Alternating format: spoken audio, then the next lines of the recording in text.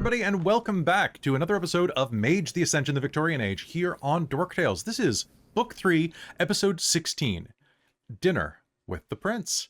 I am your storyteller for tonight's session. My name's Kelly, you see him, and we are back once again on the Empress Express, or at least we're pretty nearby. We're going to be picking up game right where we left off in the city of Damascus.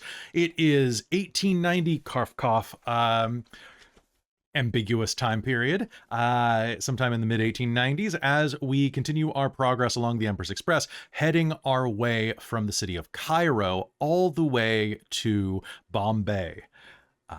It's going to be a great time, and nothing bad is going to happen to our characters tonight. I'm very excited to see that nothing bad will happen to them.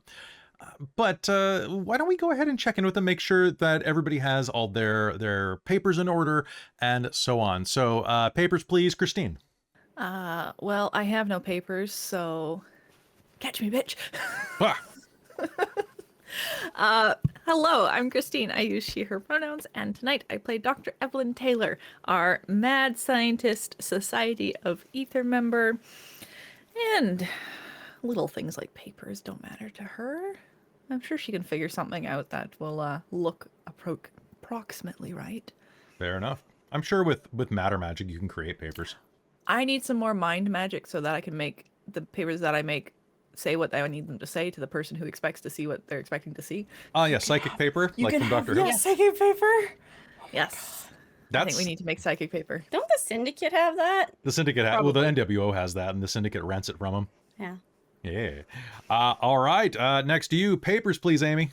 I also do not have papers. My character is from the 1600s, and she time traveled. She really doesn't have much in the way of documentation. But anyway, Hi, I'm Amy. My pronouns are she, her, or they, them. And I am playing Chastity Goodwin, the Celestial Chorister / Cult of Ecstasy member.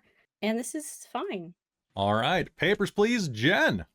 What papers? You're from Concordia. I'm assuming that if anybody's going to have papers, it's going to be you. Why? I figure it would be like papers in Concordia.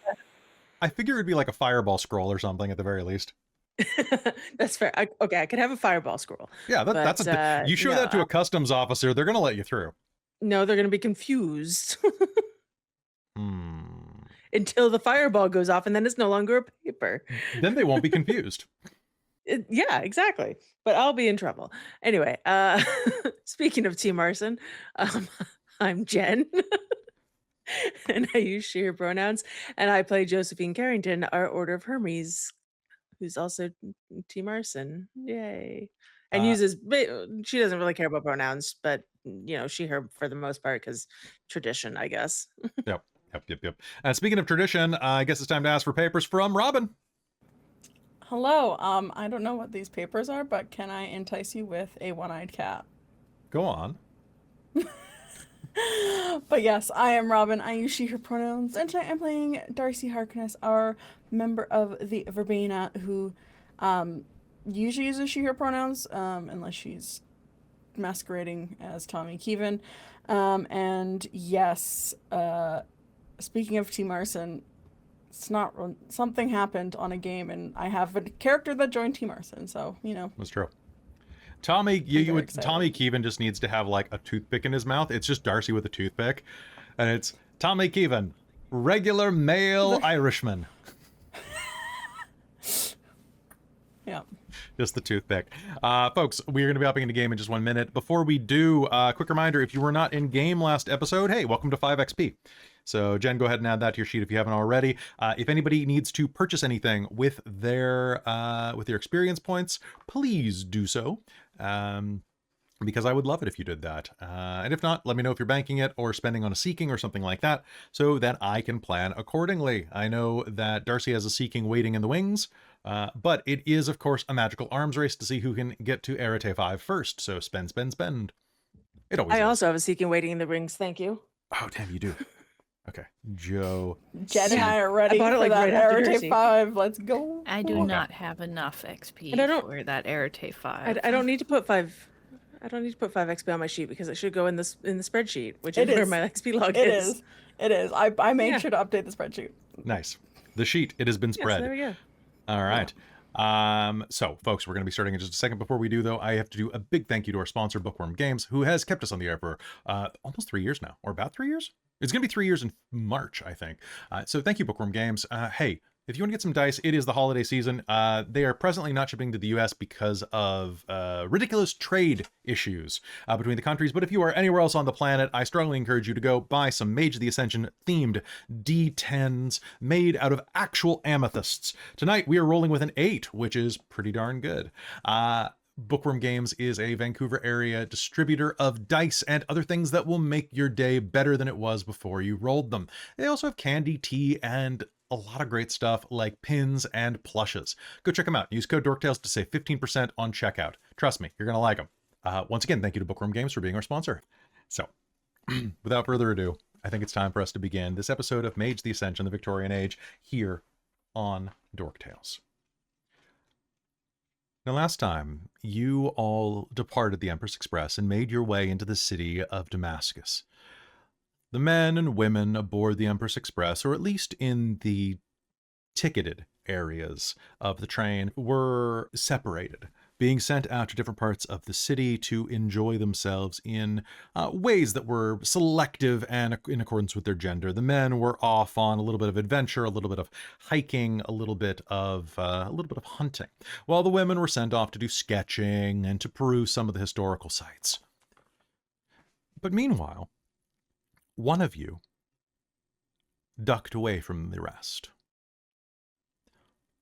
Josephine, you waited until the train was coming to a stop. And as you were attempting to stay behind and avoid going on something as ridiculous as a sketching expedition, you heard a slight knock on the side of your door, which is where we're going to begin things right now. It was there, inside of your car, that the knock came. And you opened the door, and peering through, you could see the looming girth of Silver Eye Kieran, standing leering down at you with his one good eye, the other sliding around in its socket, twitching with the old ocular nerve. The train stopped. Do you mind coming with me? I could use a drink. Sure. Don't worry, I have a feeling that they're not going to notice you missing.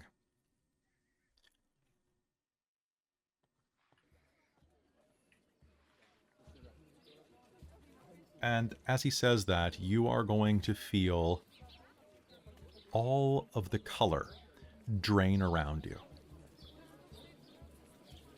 The entire world desaturates for a moment and becomes incandescent and translucent. Looking down, you can see that you no longer have feet or hands. You can feel them, but your eyes refuse to see them. Try not to bump into anybody as we're headed out, eh?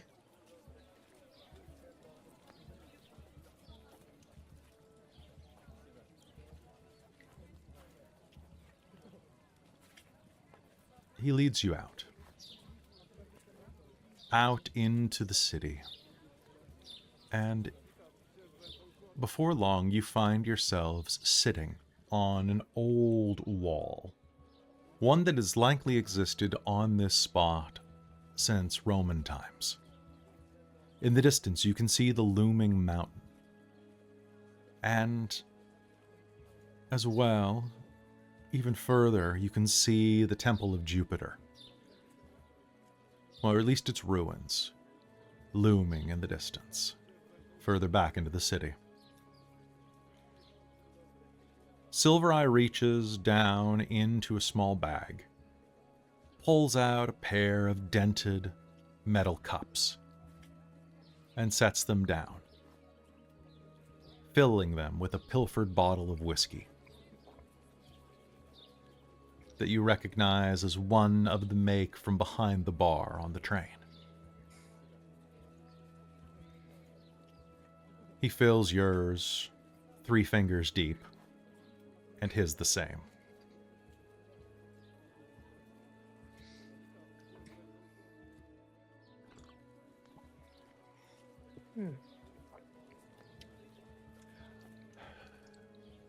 That's a It's good just one. going to be the two of us for a while. Sorry to take you away from the rest of the doves. I figured that it'd be better if it was just the 2 of us. Besides, you go to a Muslim city like this, it's hard to have a good drink. Yeah, fair enough. You know, I once had an encounter with... Oh, where were they from? They were a Moorish lot. Pirates, raiders, slavers. Coming out of... Trinidad? Tobago? It's been so long. I've been dead for quite a while. You forget these things. Morocco? I can imagine.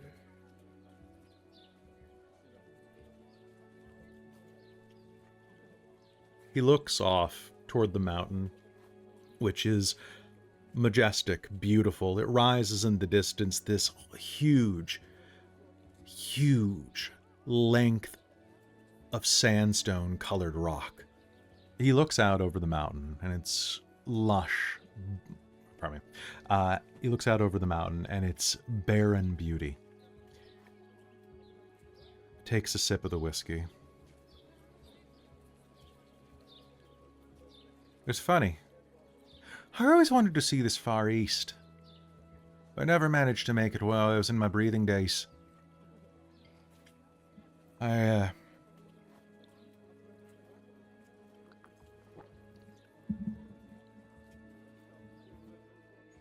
Ireland was the furthest east I ever went.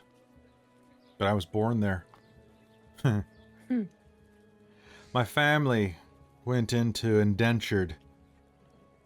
Well, they became indentures when I was just a boy, and they sent us off to Barbados. That's where I made my fortune.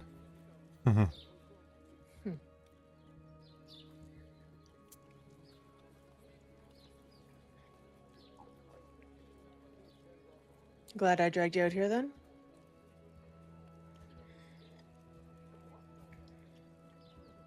Hey, it was quite an experience.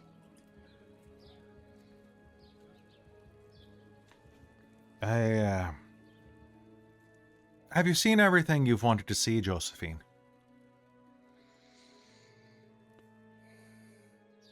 No. Not yet. But I've seen a lot. What else is there on your bucket list? Heading out to the China Sea to see the junks? Maybe. Just more. Just different, you know? There's so much to experience, and I've barely touched any of it.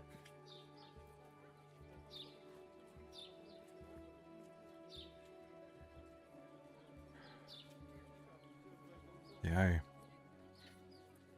I would want to see it all as well. Or I still breathe. I suppose I am breathing again, but it's not the same. You've got your first Yeah. blood inside of your veins.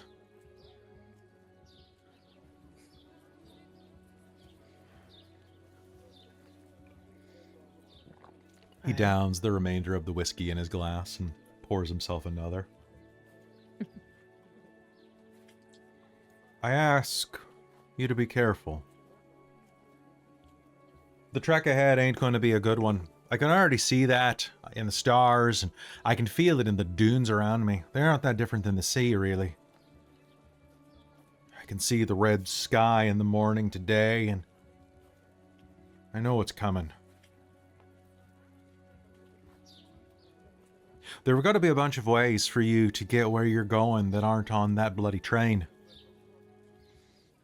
I don't know what they would be. Could take a boat. We're in Damascus. It ain't too far from the ocean. You could go inside of the Gulf and then take your way down around the Horn of Africa. You could see Madagascar. You could see all sorts of things that you won't see on that fucking iron horse.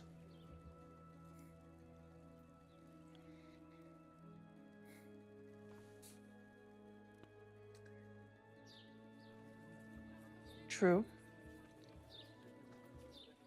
But I just don't worry. think the others would agree. Do you really need the others?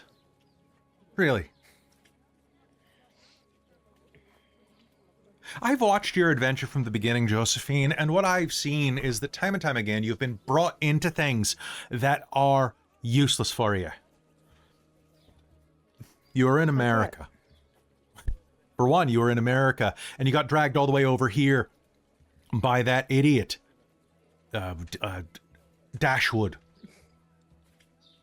And then you got roped into the entire thing so that you're fighting all sorts of infernalism and strangeness. And then you got locked into an asylum for 6 months. And now you're on a train to nowhere with people ending up dead. And strange things coming back from the grave. This tain't exactly where you deserve to be. You deserve better than this.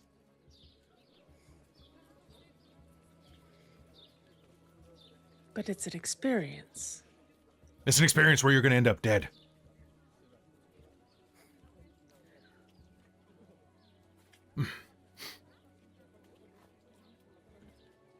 Lass, you don't want to be me.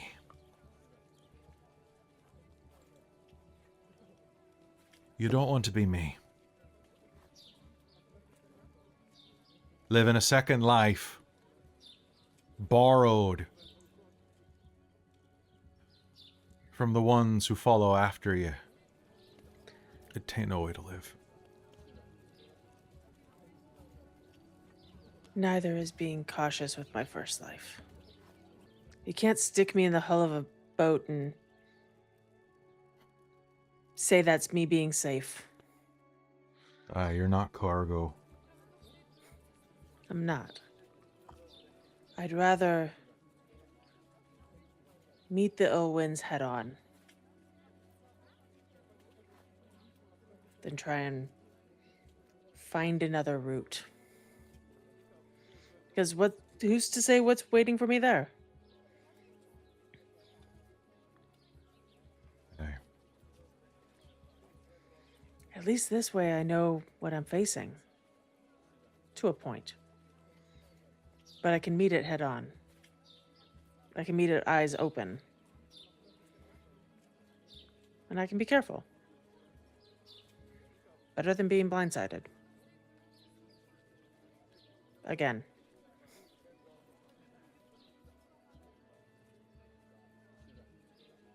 Aye.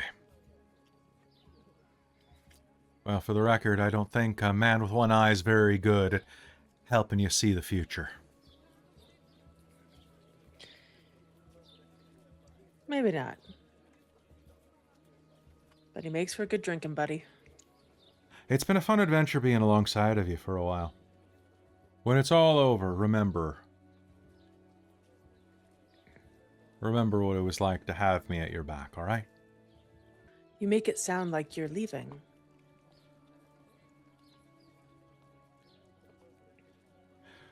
I suppose that entirely depends on you. We'll see how things go. Who knows? Maybe I'll be seeing you in the afterlife after all, Captain Joe. Well, if we meet there, then... But in the meanwhile, for the rest of your adventures, try to keep both of your eyes. It is helpful. Well, I managed to somehow keep both of my arms, thanks to Darcie, so... I suppose that they're not all worthless then. Of course, you wouldn't have been in that predicament. No, but also... You came out of that, so... Well, this version of you. I suppose I did come out of that arm, didn't I? Oh, it shows why I've got such fabulous nails.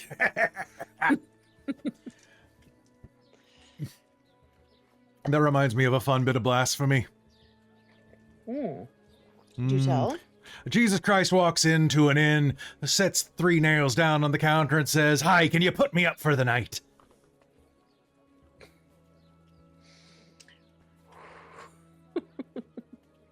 And I'll drink to that. Cheers. Don't worry. He's the Lord and Savior, eh? He won't be cross.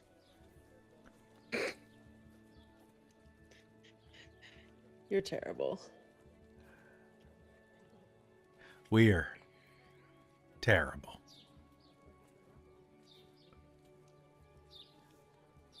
He takes a drink. And we watch the sand catching Terrible the Captain wind. Joe has a nice ring to it. Terrible Captain Joe it is. I'll drink to that. He clinks glasses with you. And as you take a sip, we watch the sand swirl around the peak of the mountain. And we swap back to another spot. There, inside of the hookah den, the plumes of cherry tobacco smoke, or cherry hookah smoke, I suppose, whatever mixture is inside of those pipes, plumes around the room. And you find yourselves sitting there. Chastity, Darcie, Evelyn, and, of course, your new found friend. Dr. Layla Haddad takes a long drag off one of the pipes and passes it around to the left. Although, I guess actually, I just wish you wouldn't have to. There are numerous hose pipes coming off that, enough to have the 4 of you. So we'll just say she takes a long, long inhale off of that and sets it down, letting it plume out of her nose. Well, I've had quite an enjoyable experience today. I suppose we should probably try to make our way back and reunite with the rest of the lady folk before we are missed.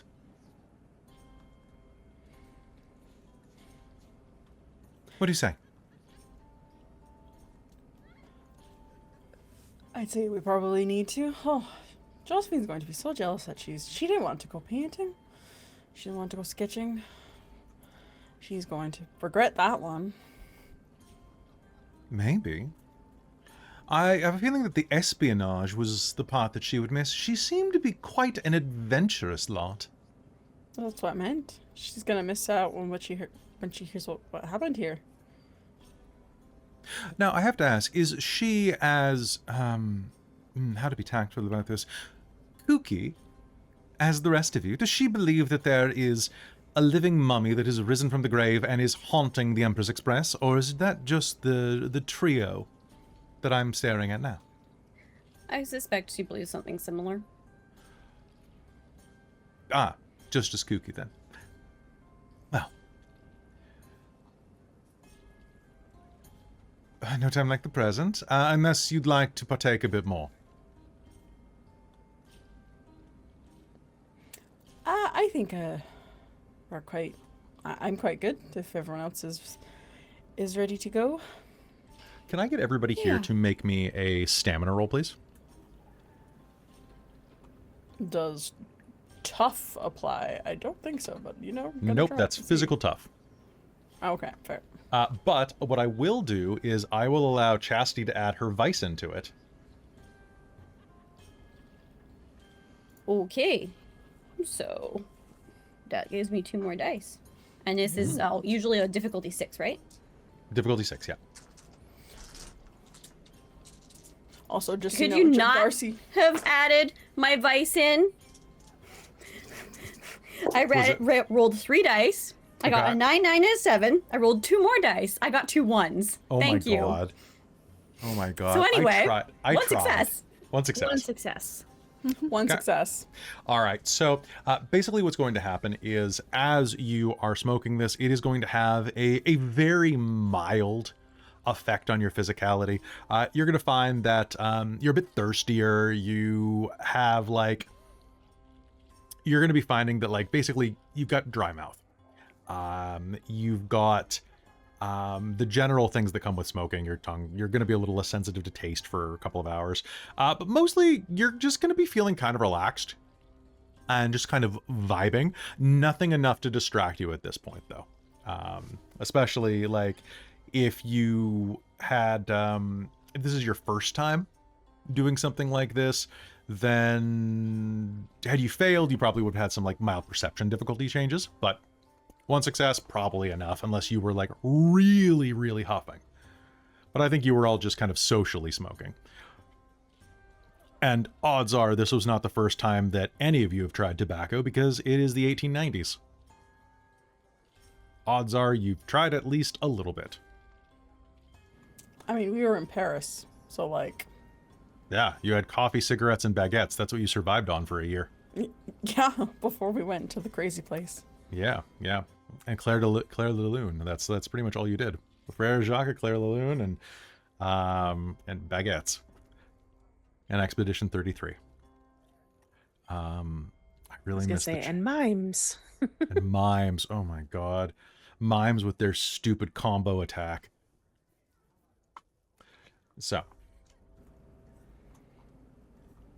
having smoked your way through, she is going to stand up and you're going to be able to make your way back through. Now, I would love it if everybody, as you are making your way back through town, to give me a roll. Why don't you give me a wits and streetwise roll to try to find your way back easily. All right, a wits roll. A wits roll, yeah. What's the difficulty? Difficulty on this is going to be, it's a foreign city you've never been to before, so I'm going to give you a difficulty of... let's see, this is going to be tons of people. I'm kind of picturing like that scene in Raiders of the Lost Ark where they're all in the city, you know, the gun scene.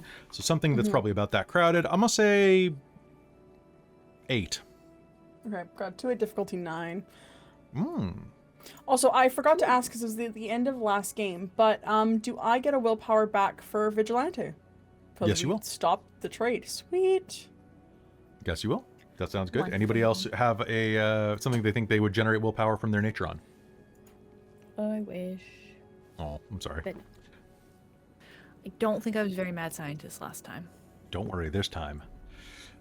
So, you make your way back through the crowd, heading with 2 successes, and 1 success. Able to keep an eye out and avoid any of the law enforcement that is still prowling around. Luckily, in this day and age, plainclothes officers aren't really something that you have to contend with. So, when you are looking around, you are definitely going to be able to see people in Ottoman, you know, in like Ottoman police uniforms, or I'm picturing like single-breasted, buttoned all the way up to the nape of the neck, like military-style uniforms, usually with like some of those tall caps. You know, typical like almost like a bobby look to them, prowling around the streets, keeping an eye out for any foreigners. But as you were traveling through with the scarves that you had been given by Layla, you were able to make your way through the crowd and avoid any real suspicion. By the time that you are at a place where suspicion would be given, you find yourself standing once again among the women of your expedition. There at the base of the mountain. Now, the overlook that you're standing next to, they have various easels and sketchbooks, and a couple of the dragomen have set out folding chairs and blankets on old relic walls so that the women won't dirty any of their clothing, with cushions and the like beneath them for comfort.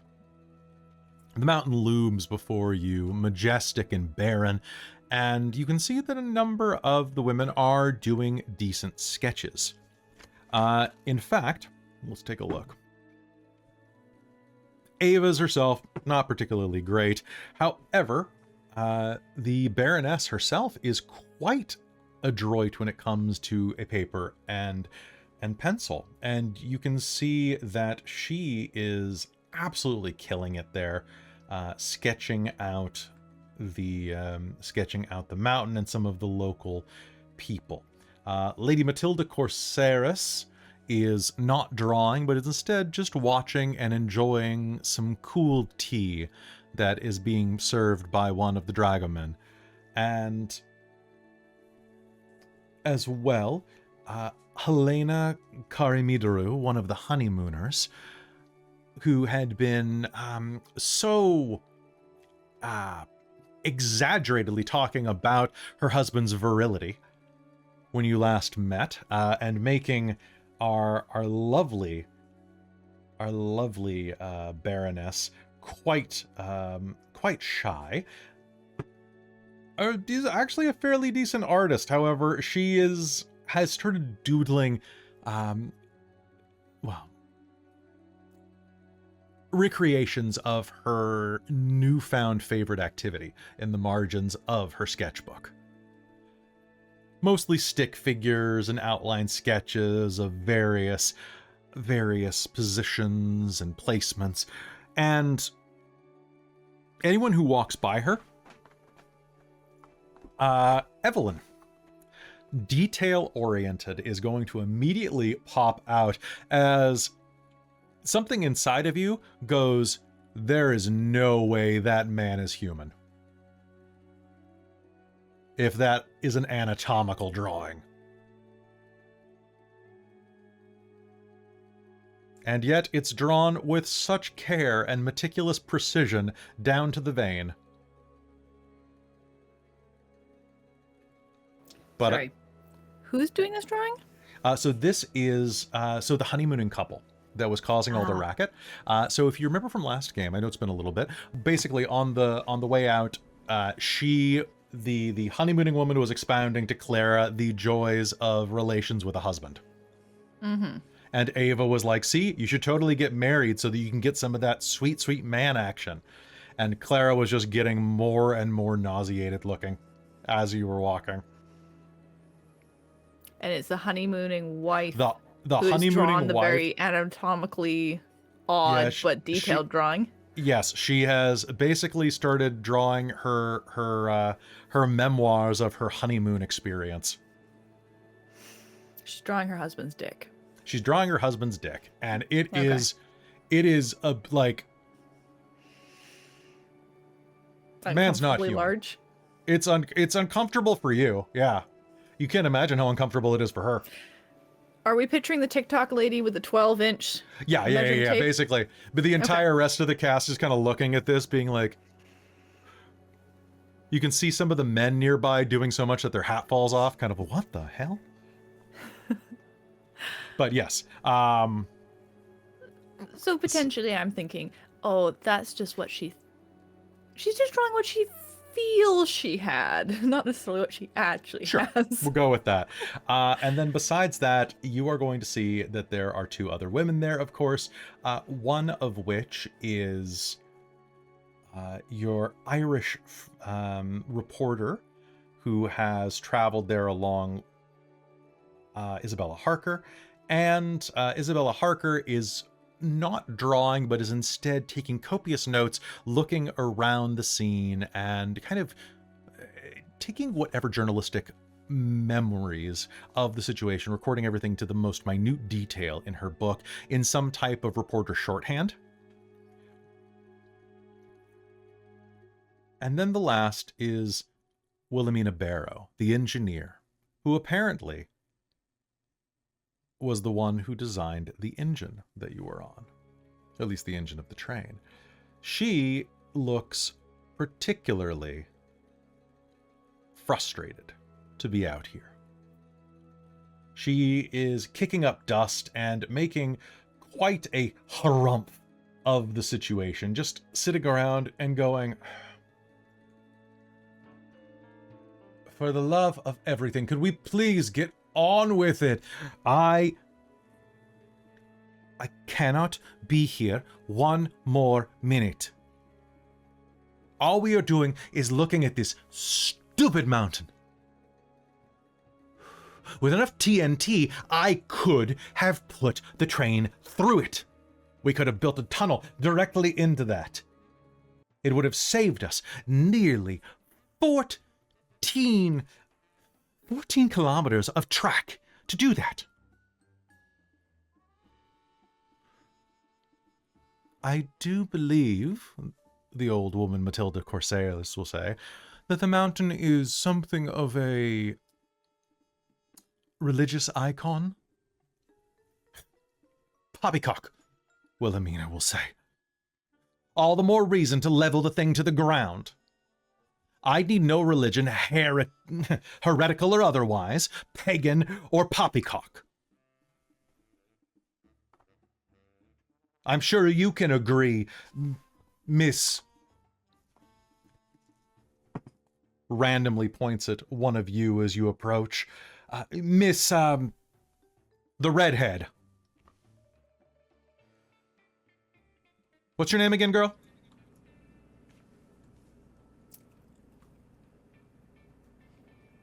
Yes, you. Darcie, ma'am? And Darcie, wouldn't you agree that any type of religious conviction thrown onto something as asinine as a mountain should absolutely just be thrown out? Is irrelevant in our modern world?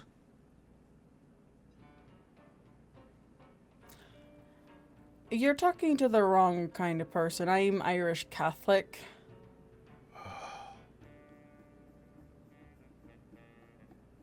Not you as well.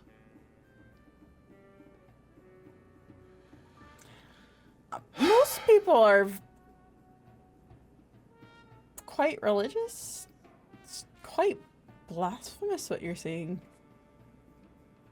There is no blasphemy in science. Science is the only true belief system. Bring me anything else. There's no belief in science, and how can it be a belief system if there's no belief in it?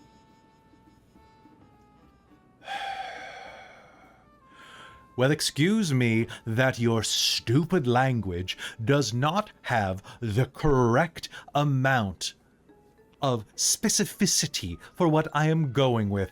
English is my fourth language. Perhaps, do you speak German? I could explain it to you in German. No, but I speak Gaelic and French.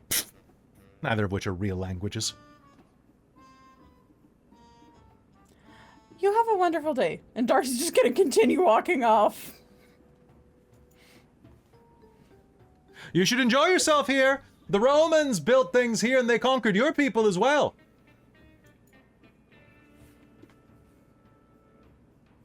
We all heard that, right? Just to Oh, yes. be super sure. Oh, yeah. Well, Evelyn is going to be watching for a chance to very subtly, while she's not paying attention, got her nose stuck in a book or something, just trip her with an umbrella. Very casually. Without Oh yeah, Darcy's definitely gonna look for opportunities to slip some very sickening herbs into her tea or food or something like that at some point. give her flatulence.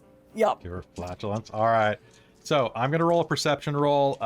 You guys go ahead and make me your sleight of hand checks. No, Oh, that's later. That's Evelyn's just later. gonna wait. This is getting filed away for way fair. later Evelyn's just in the waiting till the campaign. most opportune. Yeah. She looks the most distracted time to just have unfortunate things happen to her on a regular Yeah. when basis. she least expects it. Yeah. Definitely not This is right getting after filed everything's away. like- Darcy's not going to do anything right now because that'll be very obvious. That's filed away for later. Wilhelmina you have will... to be considerate and really think of not getting caught. So you have to take the most opportune moments to not get caught while it could look the most innocent but also the most embarrassing. Fair. So at this point, Wilhelmina will just see that you are walking off or giving her space, and is going to get frustrated at the lack of attention, and is going to just harump off into the distance and just sit down abruptly on a nearby old Roman wall. I cannot stand close-minded superstition. Can you? She says, turning to Josephine. Josephine, you suddenly get the sense that you can be seen.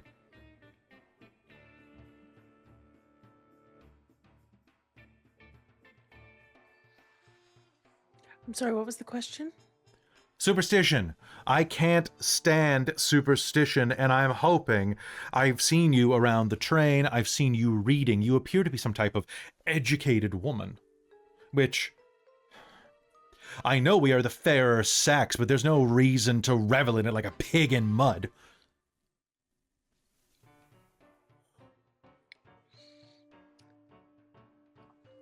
Superstition has its place. Let me guess, you throw salt over your right shoulder to ward off the devil? No, why would I do that? It's a perfectly good waste of salt. Exactly. Every time I think... pepper.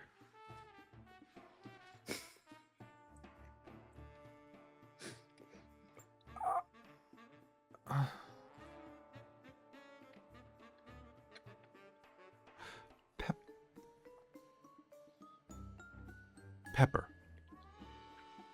Mm-hmm.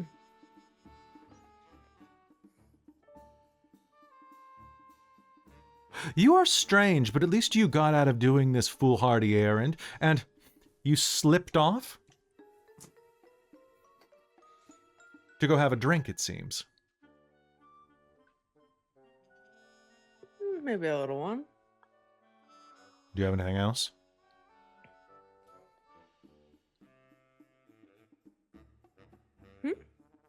Do you have a snifter, a flask, anything to take the edge off of this accursed day? I normally would keep my mind sharp and my senses from being dulled by drink, but honestly, the more I stay in this heathen city, sweating my tits off,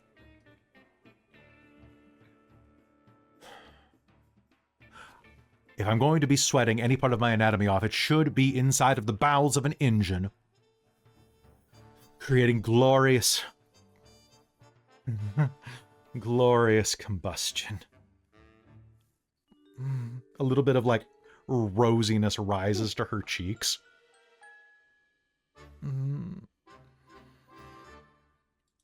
Feeding the fire. Of You progress. like fire? Oh, yes. I have been lighting fire since I was 3 years old. You know, I've heard somewhere that people consider that a problem. Not if you have a good insurance policy.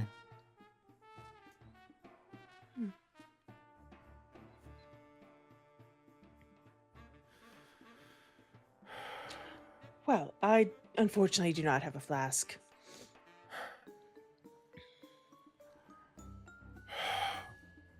Then good day. I'll see you back aboard the train. Have you enjoyed your venture so far? Your journey? So far, yes. Smooth? Powerful? The pistons of the engine pumping, overwhelming this barren, primitive desert, conquering the expanses between civilization, thrusting into the unknown. Your obvious arousal is making this conversation uncomfortable. I'm going to leave now. Goodbye. What? She's going to walk away.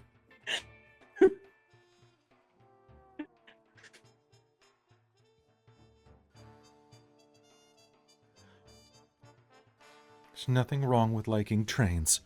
And she's going to start sketching in her book rather abruptly. Meanwhile, me in our private chat being like, please tell her that the train has been bumpy and uncomfortable. Please. Never! Never! everybody in our chats like she took too much Tylenol. Oh, I'm just talking about what sort of thought of a machine we should give her so that she could maybe be a bit distracted and not pay attention to anything else going on around her. Right? Since she likes pumping so much. God. Yeah. All right. So we'll tell you when you're older. Don't Google that.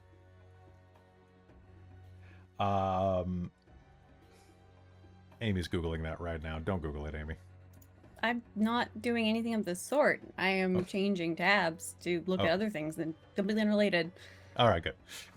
My comment was, she doesn't need help to think about machines that thrust. She's clearly got that handled. Yeah, she's good. She's good. How do you make a technocrat weird? Oh. Make them like really that, I horny. For machines? Yeah. It's like she's a technophile or something. Yeah. Yeah, something. I feel like that should be a flaw. I feel like it really should be. Yeah. Hit that mark. All right. Good night. Good night, everybody. Good night. Okay. So, I mean, in the long run, most people find some way to make something sexual. Always. It's like so humans are there really should good be at that type that. of person in the technocracy too. that's true. Like everything should have been made sexual at some point because, especially the syndicate, there is money in that. We can yeah. monetize it. We can monetize it. We can make it happen. All right. So,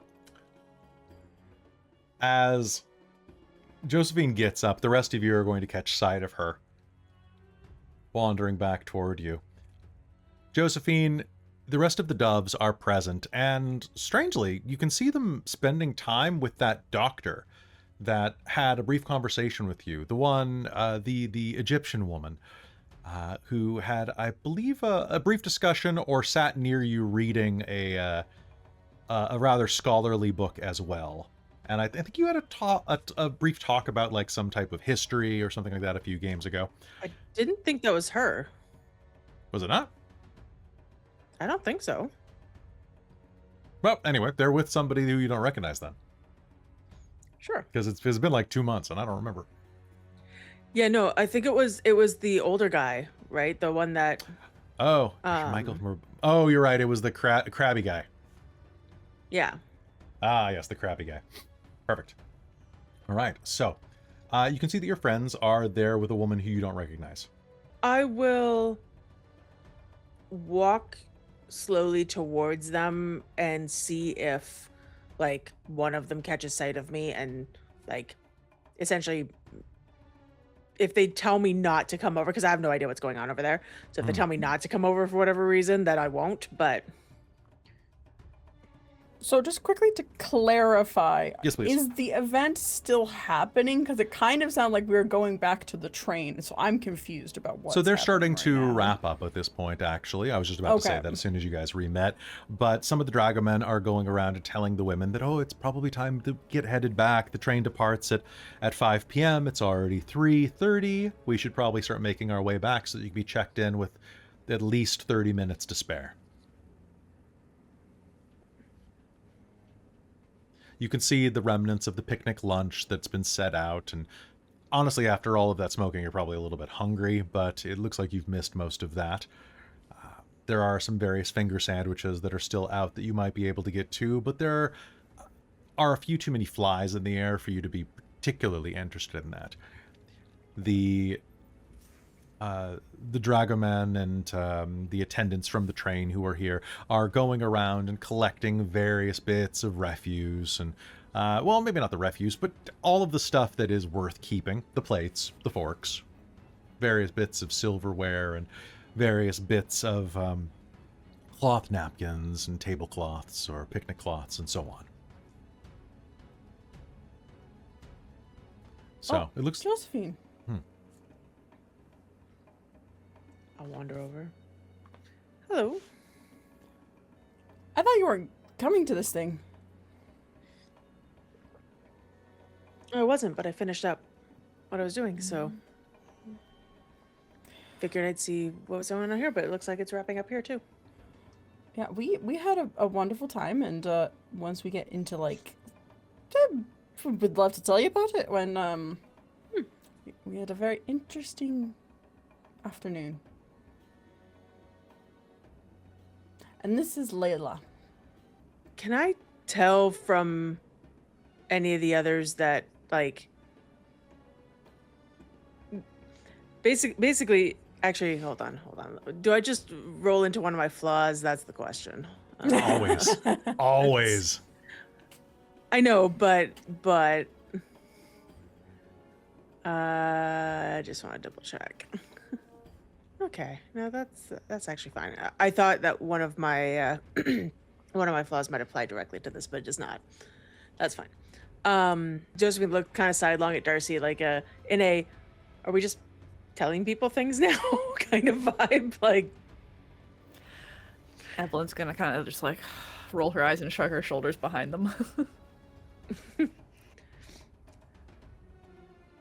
why wouldn't I think that? Because it's preposterous, isn't it? I know that there's probably someone on the train who is causing some difficulties for people, and because mummies tend to stay dead. As far as I understand this, very few people in the history of the... One would hope. One would hope. Otherwise, a lot of the British Empire will be having very interesting digestive issues. And they're not? Yeah, I was gonna say the British are pretty. But you see, Can't have anything. I mean, really, they should be anyways, considering what they do. But that would require the British to feel remorse. nobody really seems to check, though. You just hope that they stay dead.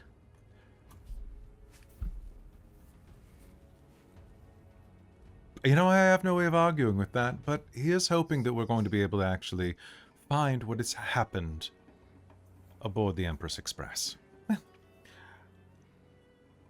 Well, wonderful to meet you. Although I feel like we've bumped into each other a few times on the train, I can't quite remember. It's been a whirlwind of a few days.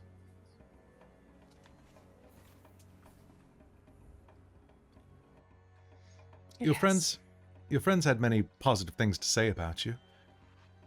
I'm sure at least some of them were true.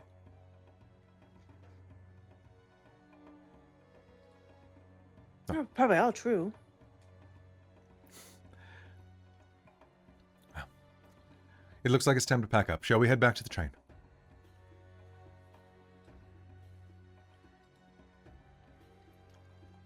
And unless there's anything else you want to do in Damascus, the lot of you can head back, make your way to the train, and prepare for the reboarding. It's not a particularly long walk to get back to the train proper. You find yourselves once again on the platform, waiting to board again. The hot sun beats down on you, and even if you're able to find an awning or a bit of an overhang to shelter yourself inside a bit of shade, this time of year there is a humidity to the air here that cloys and clings and worms its way inside of all of the many, many, many layers that you are likely wearing. There is, luckily, a little bit of a shelter that you can eventually find there, as one by one you are all allowed back into the car.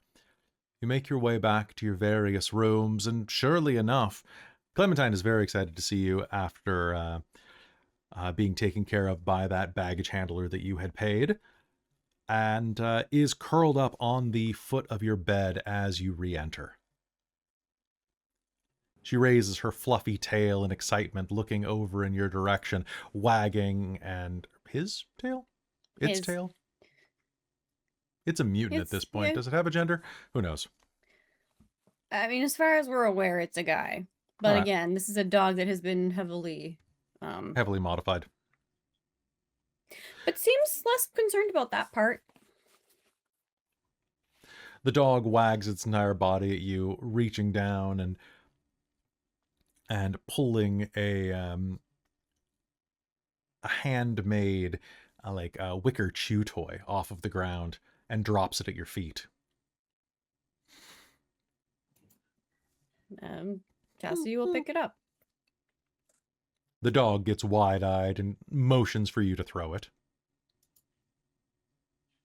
Is there an obvious place that this can be thrown? You're inside of a small train side, like you're inside of a bedroom on a train, so you got like 10 feet to play with. Okay, well, what about the hallway? You absolutely can throw it into the hallway if you want. Absolutely. Well, no, she's gonna pick it up, go out into the hallway, and then chuck it down the hall. All right. Let me just... With absolutely no consideration for who might be in the hallway. That sounds great. It is going to fly across the room and in the hallway is going to immediately collide with none other than the hook-nosed man that you had seen down the hall berating people sometime. The one who has a room apparently next to the honeymooners. The man has honestly, he's the most Ebenezer Scrooge-coated man that you've seen in a while. He narrows his eyes at you. His breeches dirty and dusty from riding, perhaps camelback, perhaps horseback. He stares at you as it bounces off of his vest and falls to the ground. Really? Can you not look where you are? And what do we have here? I sort of figured the dog would have immediately just barreled right into him. And the dog is going to go ahead and make me a dog roll at this point. Give me let's see. Give me strength. I'm not bothering to stop him, so like. All right, give me strength 3 and brawl 2. Oh boy. Okay. Let us roll for dog.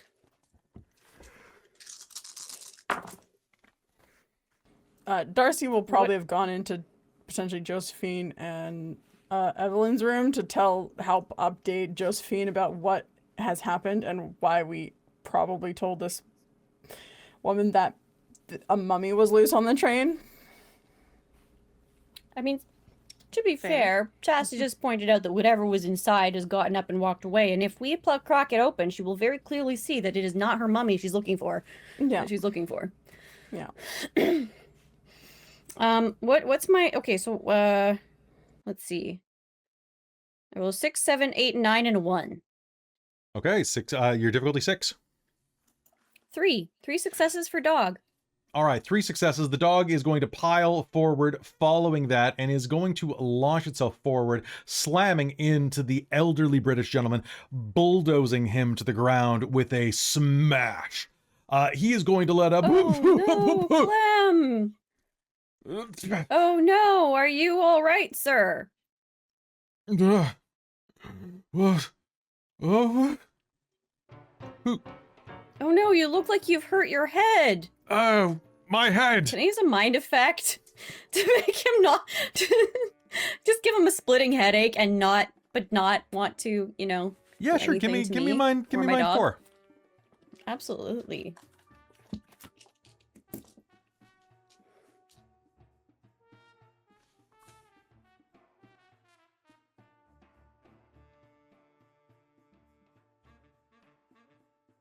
Mind 4? Mine difficulty of 4. Mind 4, you can change his entire personality. I do have mind 4, but I know. only have difficulty 4, mind 4. Blah, words, difficulty 4. That's going to be 3 successes. 3 successes. He slams into the ground. His hat goes akimbo, spiraling off onto the floor behind him, and there is a noise as your dog jumps onto his chest a couple of times and then laps at his face sloppily. Oh, bloody hell! Oh, your mat has rattled my brain. You'd probably go lie down, sir. You You seem quite shaken. Tankerous canine. Clem, come here. Come on. Clem will actually go to you, strangely. I think Chastity looks shocked. But we'll, you know, give him a good scritch. And then kind of like lean down, kind of like crouch down and whisper in his ear, just, good boy. And then is going to go over and trying to assist this elderly gentleman to his room. Okay. If he starts protesting, she's just going to be a little more forceful. Like grab by the shoulder, kind of like arm, and just like very strong grip. Okay. He's not going to actually fight you on this. He has one... You got 3 successes? Yeah. He got one hell of a headache. He's just going to go. He's a 60-year-old British man who hasn't had tea today and has been out hunting and probably didn't have that much success. And is going to be allowed to be escorted back to his car, which you're going to recognize is past a couple of your friends. And as you are escorting, you are going to see that past Cuthbert Beckett's room, there is going to be a moment as Dr. Layla Haddad enters the end of the car and into that first room. In case you did not know that she had the room next to Beckett. So basically it goes Layla, Beckett, Evelyn and Joe, Chaz and Darcie, somebody else, Clara, and this. And she's going to... Oh, excuse me, pardon me. Are you quite all right, sir? You look a bit rattled. He had a bit of a fall.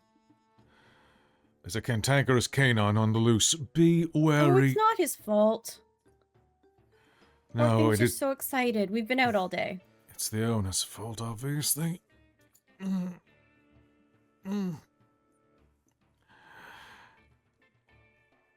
Headed through, you can see that the next door opens to the first class suites in the Victorian car, and you will see the next door open just in time. The first cabin inside of the next, which only has 4 cabins. As Helena, who you had been on that sketching expedition with, reconnects with her beau, Andre. Lunging forward, she wraps her arms around him in a very indecent fashion, and the two are going to stumble back into the room as she let... Like wolf whistle or like innocent whistle? And they are going to collapse back onto some of the furniture inside of there with the door wide open. I think that Chast will just whistle and then we'll just keep going. She's not even going to pause to look. She's just going to keep going. All right. Ah, how indecent. And the hook-nosed snobby man married? is... They can be married behind closed doors, but in public like that Then- is a... Yes. I understand you aren't married. Well, here's your room. Now, Yes. please go lie down and rest. Did you need me to call one of the attendants? I or- need nothing further from you, madam. You have done quite enough. Oh, of course. It was only my pleasure.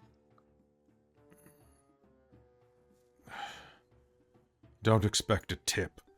And he will slam the door. After all I went through to bring him over here. Come on, Clem. And she's going to close the door for the newlyweds without even actually looking in. She'll just like walk past, just like... Fair. All right. So, heading back, we have Josephine. Had been pulled aside by Darcie, by Evelyn. Who had pulled Joe aside? I said Darcie probably went into Josephine and Evelyn's room if they didn't protest to discuss what was going on. So, that room. All right. So, heading inside there as Chastity causes quite a scene with Clem, you head into Josephine and Evelyn's room, where you think that there's something strange happening in the corner, but it's probably best not to look at what is being built. In a pile of discarded mouse bones? you can see a small structure has been built in the corner next to the bed. What are Bran and Marrow-Taster doing? The little rat looks out, and you can see that there is not a cross, but an X-shaped ornament of bones hung above this little, what can only be described as a shrine made of books and rat bones.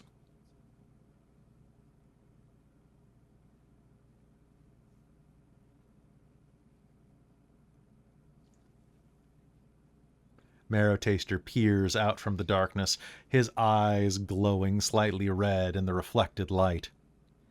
How are you going to be the rat pope if you kill all the rats? Those There are will mouse be- bones.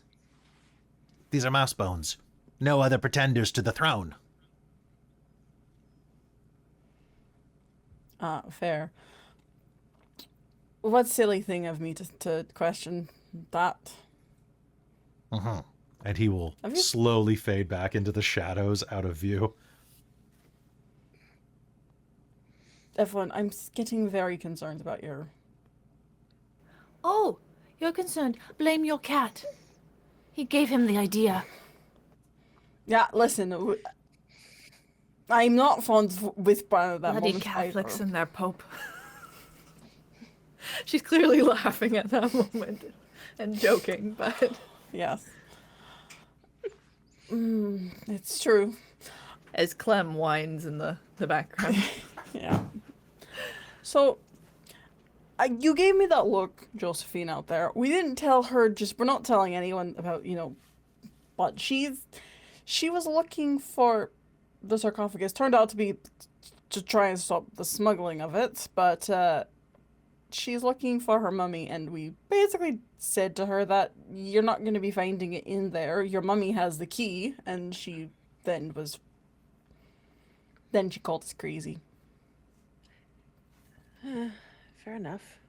After we went on a very interesting adventure.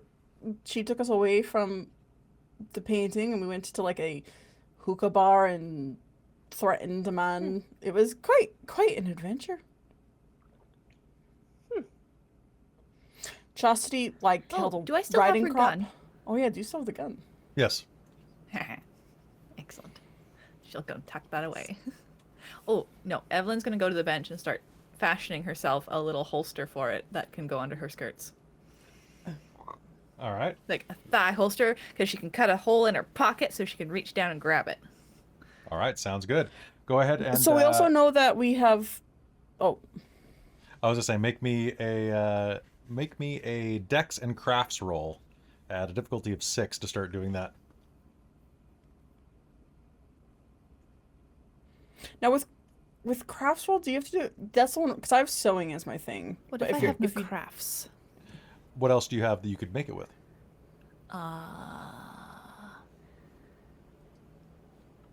Engineering. Engineering. I mean, do you have I engineering? really should not write wrong. engineering in. I've basically been doing engineering, but I've kind of lumped it under science.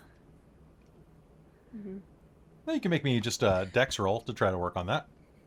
Sure, does hand-eye coordination apply? No. No. Oh. Yeah. The problem with some of Hand-thigh these- coordination. so the problem with some of these skills is the I'm not whole building it on my thigh. area of build it. expertise nonsense. Yeah. So Yeah. You could build it into your thigh like RoboCop. Well, because I kind of figure it semi... I have technology. So I kind of treated that as like physical technology because it's not like Yeah, it's kind of hard to determine that in the Victorian era, like where the line between technology it's obviously and not crafts is. computer technology because we don't have that yet. I dropped the Hello. die. yeah, and we don't have the computer skill either. Is. So I kind of assumed technology in this sense was physical creation of technology. I'll allow it. Okay, so that's 3 more dice then. Okay. And what's the difficulty then for that one? A difficulty of 6. It's not particularly hard to develop something like that. Okay. That's 4 successes. Okay. So you're working on having a... You'll need to spend the night working on it to have a good one, but you can get it going. Yeah. Basically, she's just going to kind of... She helped the conversation a little bit, but then she's just going to kind of walk through them while they're conversing and go and start working on this. Sounds good. All right. So we found out that Mr. That the Pinkertons were part of some sort of smuggling operation, and that Dr. Haddad has Mr. Wellum Wheelcan. What is that word? Self. What is that? What is Wickham? that? What- Tobias Wickham? Was that the other Pinkerton agent? Is that it? Oh yeah, Wickham. Yeah, that's definitely Wickham. Yeah. So Mr. Wickham is being held for questioning by the Egyptian police on the train, and they're wondering where his cohort was, and we said, well, he's in the sarcophagus, and that's where that whole kind of situation happened.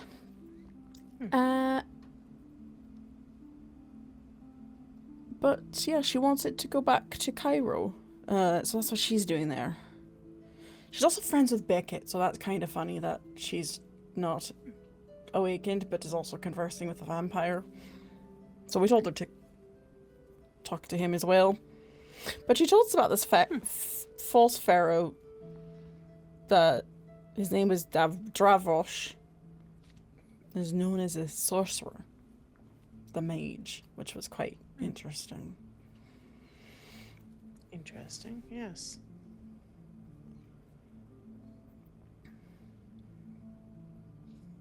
So that's basically what you missed. Kind of fun running through the streets. Very high octane, but that's not, I don't know what octane is. Energy. Energy.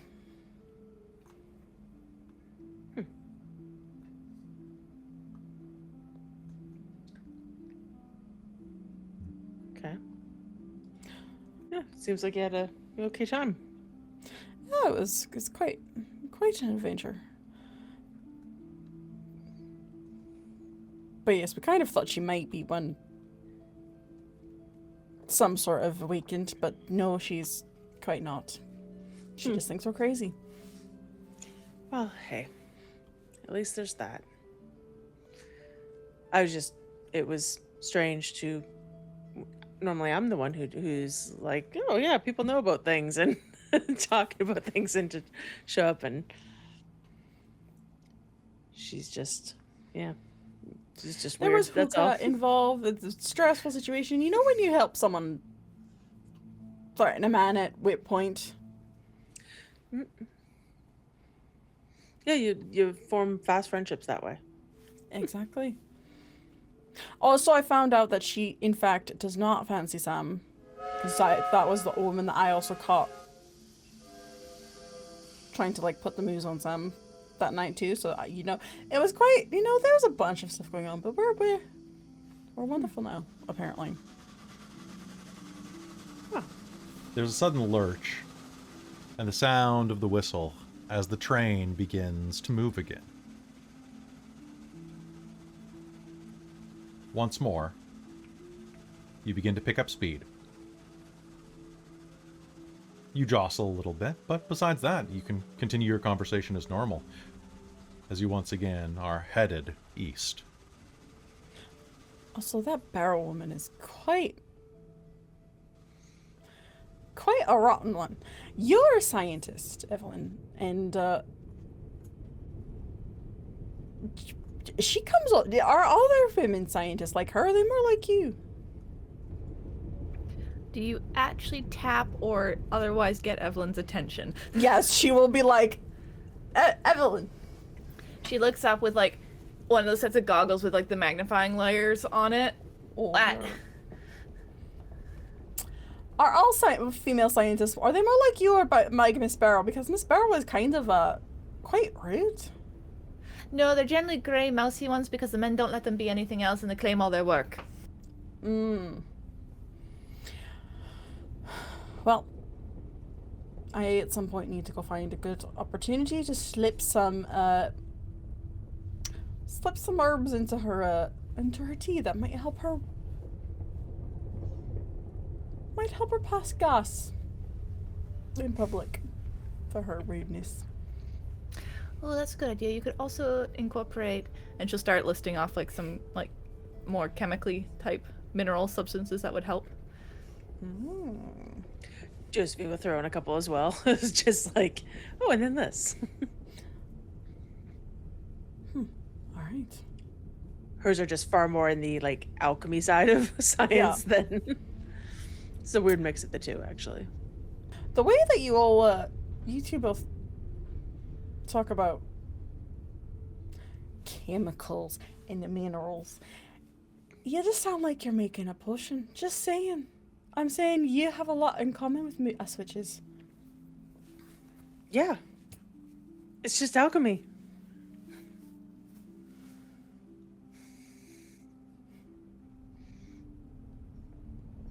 I learned a lot from the Verbena and Concordia, so, you know. Definitely want to meet some.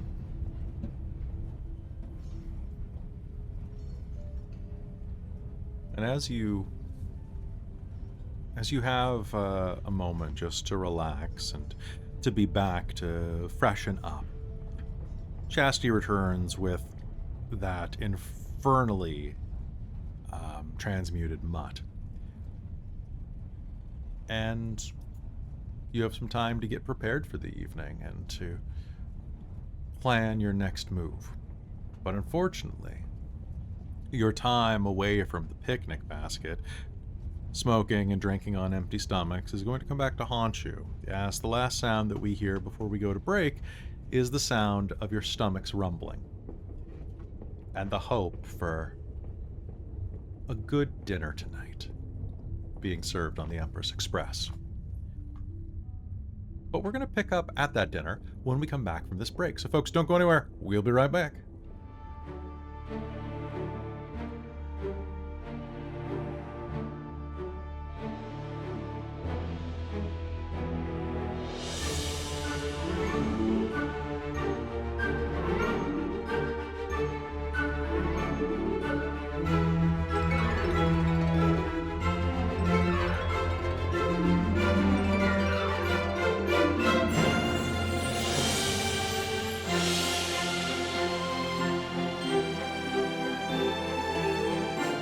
Hello, everybody, and welcome back to Mage the Ascension the Victorian Age here on Dork Tales.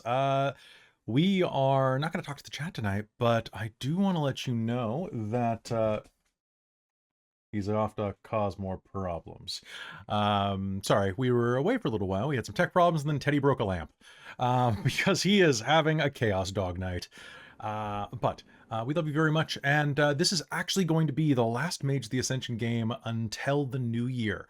So, thanks for hanging out with us. We'll be back in January, but we've got a little bit more to do tonight before it is wrap time. Because we have a bunch of family coming in on the other night that we were going to do Mage this month. So now we're like, I guess we got to do family stuff. But with that in mind, I think it is about time for us to head back into game. In the meanwhile, I love you all, and let's go ahead and pop back in as soon as the dog settles. Go lay down. And good boy. All right. Hopefully he won't bark at the statue across the... I finally figured out what it was. When he started barking and howling during World Building Wednesdays, it's because the neighbor has a small, like a 3-foot tall statue of a person. And he thinks it's alive. And he can just see it from the balcony. I finally figured it out. He is a good guard dog.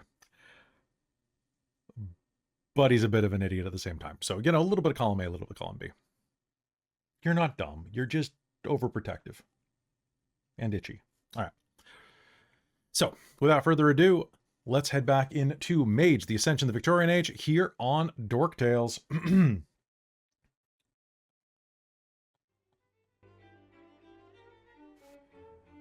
A bit of time passes.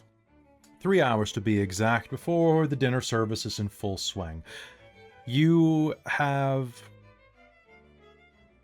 you have been riding for a few hours, setting off toward Baghdad, Basra, Karachi, and Bombay, ever eastward as the Empress Express continues to barrel along the newly found tracks.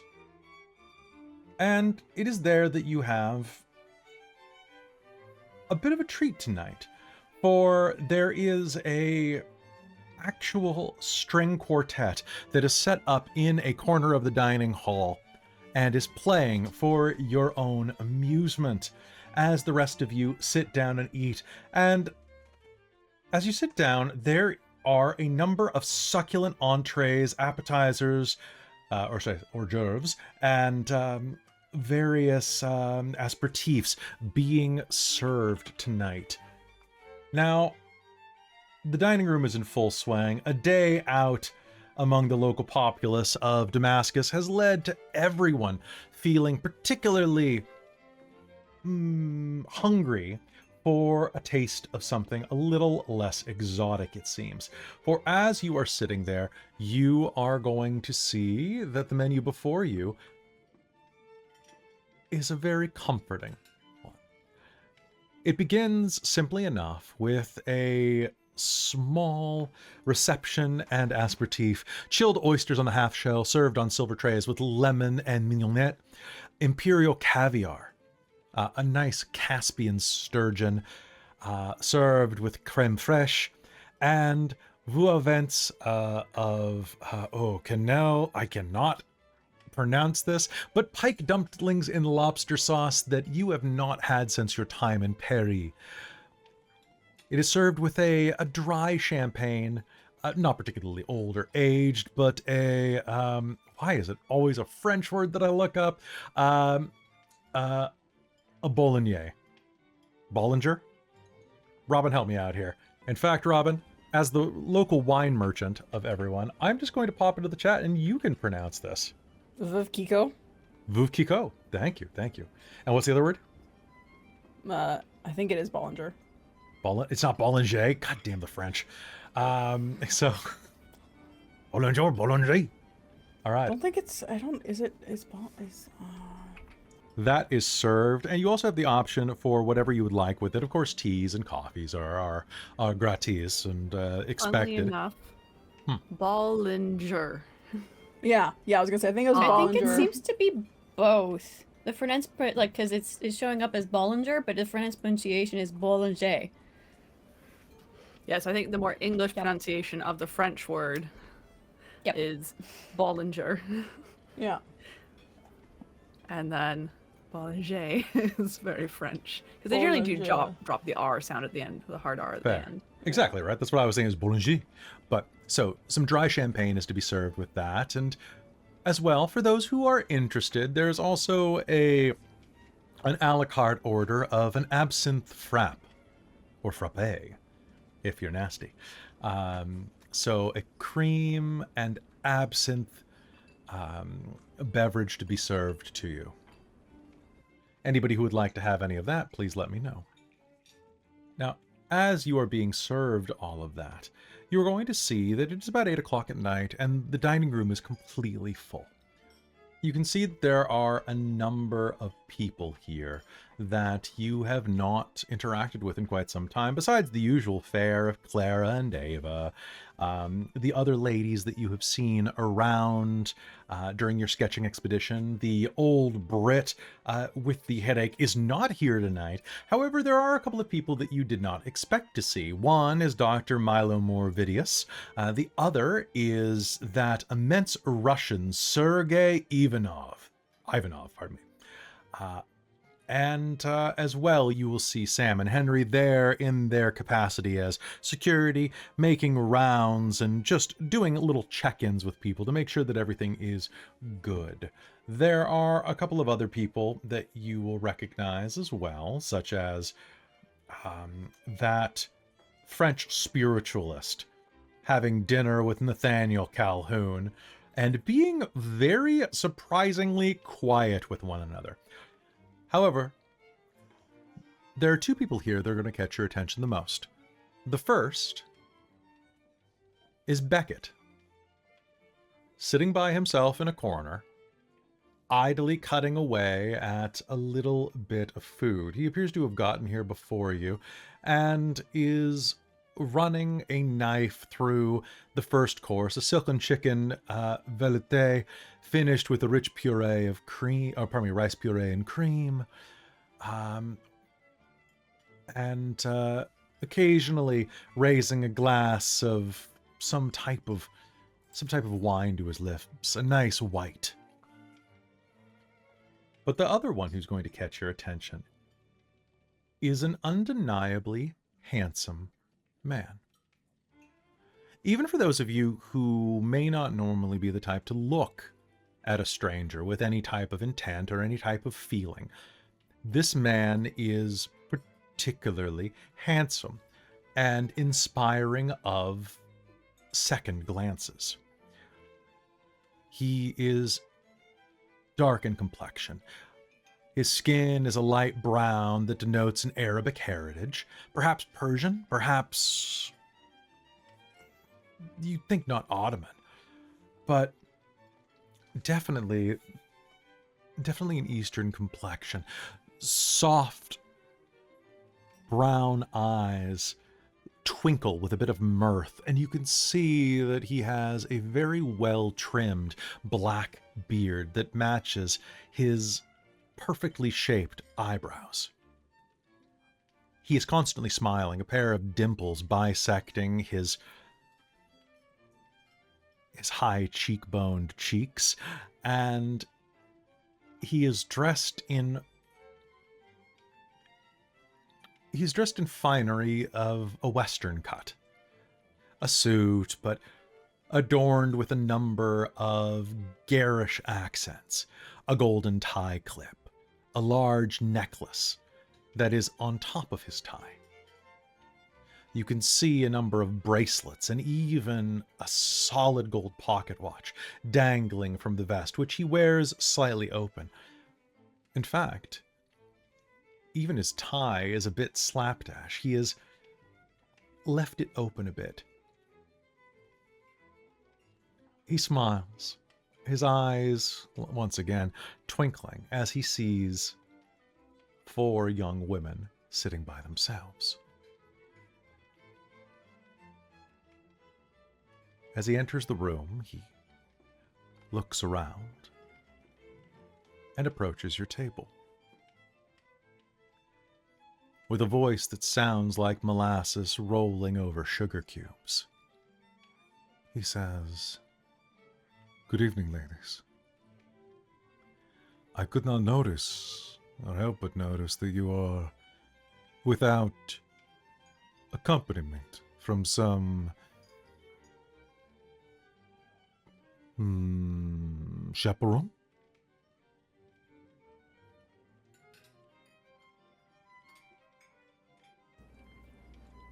Does that mean that you are looking to get into trouble, or would you care for an extra chair to be pulled up?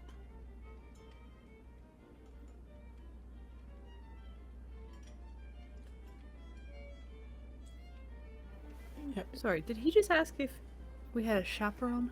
Yes. Yes. Okay. So, why exactly would we need a chaperone when there's 4 of us? You do not have anyone of the male acquaintance in your company. We don't need one. Would you like one?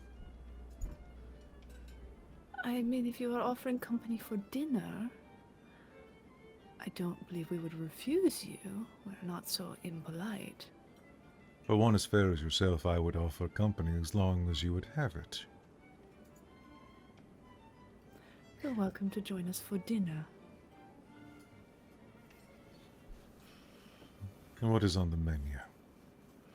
I believe you would need to speak to the staff.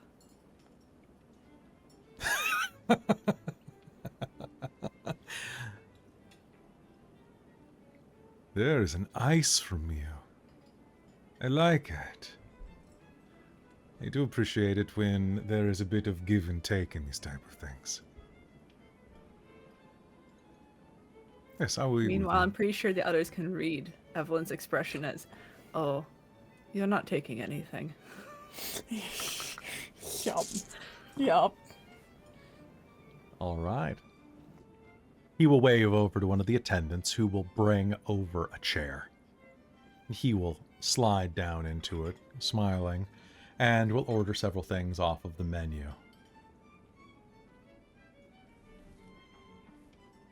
He will turn back to you as they bring him out his aperitifs, his shellfish, his, the absinthe frap.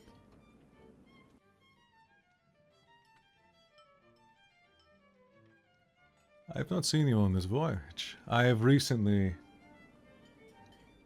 joined, and I am looking to acquaint myself with all of the riders. Ah, well, you wouldn't have seen us on the voyage, as there was quite the ladies' day, I believe. When did you get on the train?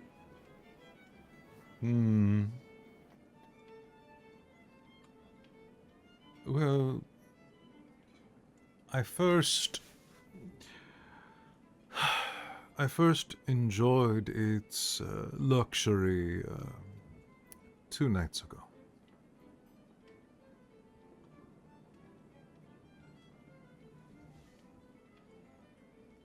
I am sorry. You know, I don't know geography very well. Where did you get on?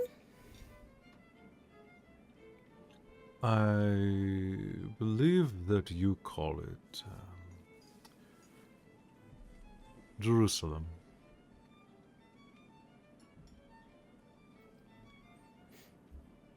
Ah.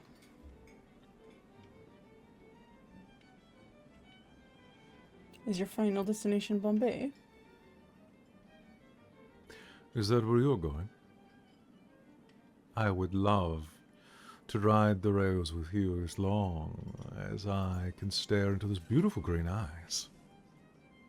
Perhaps if we got to know each other better and have known each other longer, we would share that sort of information. I'm afraid at the moment you are still quite a stranger. And My we are, of manners. course, 4 ladies. You are 4 ladies, but you have a You're being fair, quite oh, what's the word I'm looking for? Forward? Forward, thank you. You're sorry. being quite forward there. You Don't are even know right. your name there, sir. You are absolutely correct. You have, perhaps it is the presence of Western women that has lit something inside of me. It has fired something inside of me that allows me to come out of my shell, my persona. I apologize. Please accept my most sincere humility. My name, which I hope you will grace me with your own upon giving it, is Faisal ibn Rashid. But you, if you would like, may call me Faisal. Or if you would prefer, you can call me your prince. Can we? That is what I am used to most people calling me. Yes, Well, are you? yes. And Well, Your Highness, it is lovely to meet you.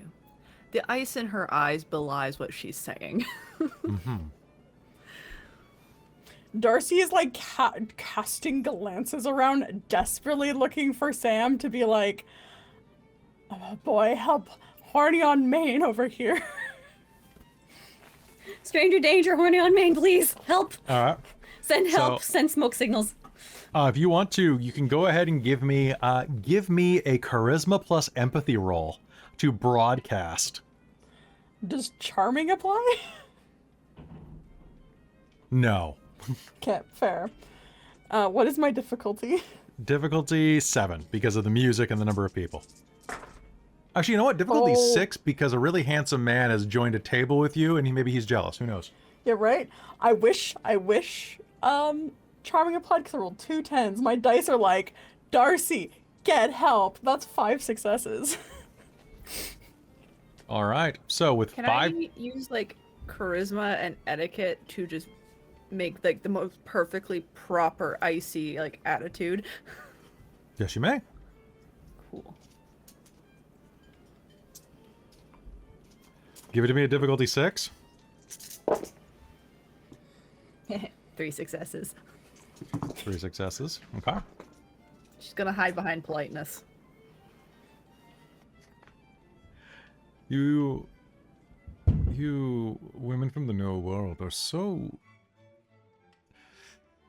fierce.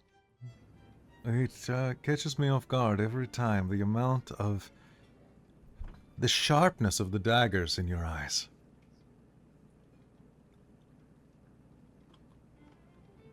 And yet you are so composed, so pleasant. You are truly a woman of 2 worlds. Very interesting. Society has been likened to a battleground in the past, I believe, by So has several love. persons. Was it not the great poet Sappho who said that love is a battlefield? Actually, I do believe that was the one and great Pat Benatar.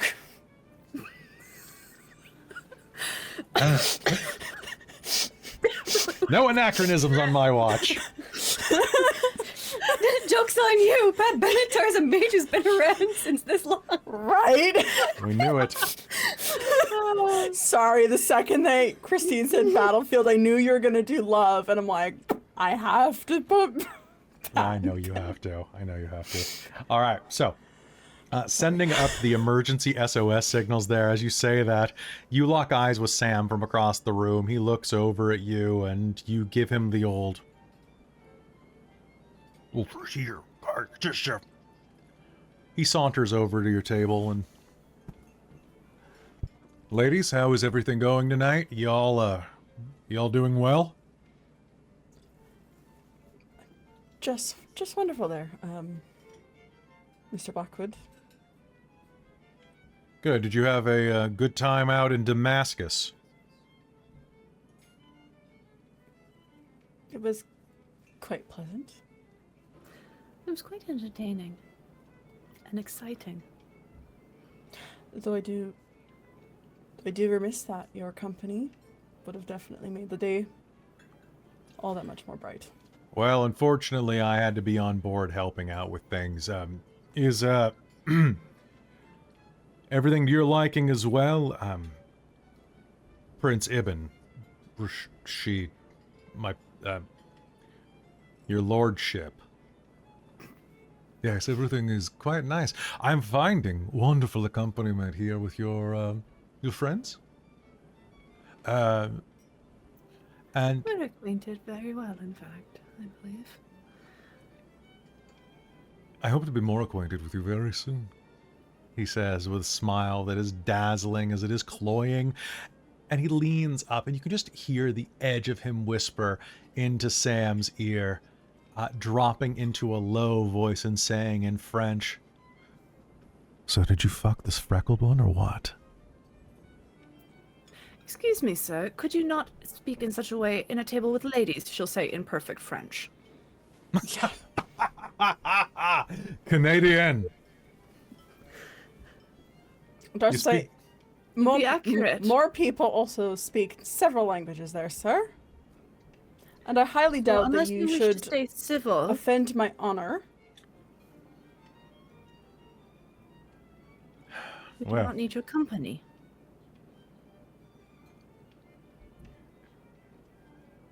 Sir, I think it'd probably be best if, it seems like there's not enough room at the table for the fish course that's coming out. Maybe we should go for a bit of a walk. What do you say? You've had a surprising amount to drink for an Arabic prince. He looks down at like the 2 drinks that are already finished as this very Ilott, this guy who's very much Ilott, looks up at him and let's go ahead and see if Sam can convince him. Ready?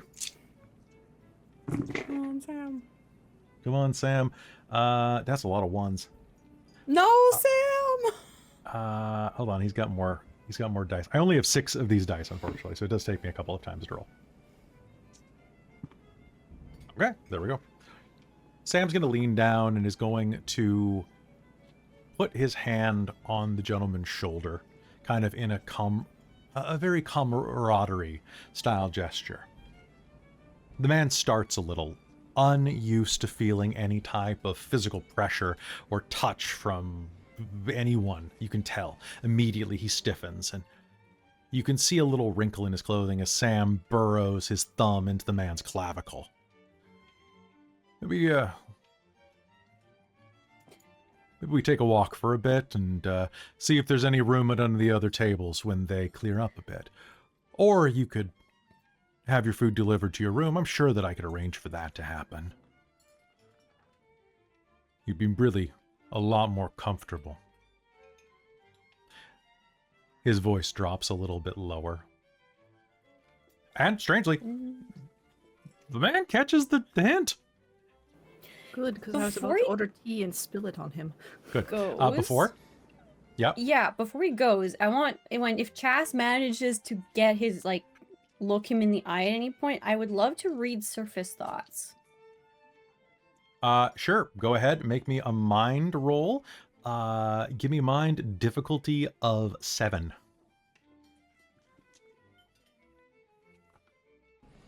Yeah, Darcy's Sure, fighting the that's urge very to high for not me. punch him in the face right now. I'm gonna spend a quintessence to make that difficulty 6. That's something I can still do. Yeah, absolutely.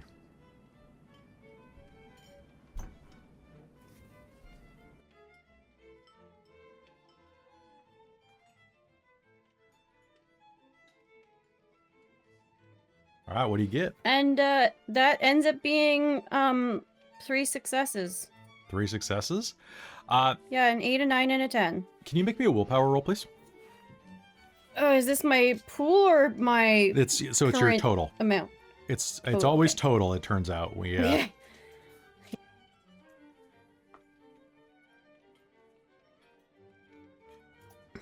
And So, is difficulty my is 6. difficulty. Okay. 1, 2, and 3 successes.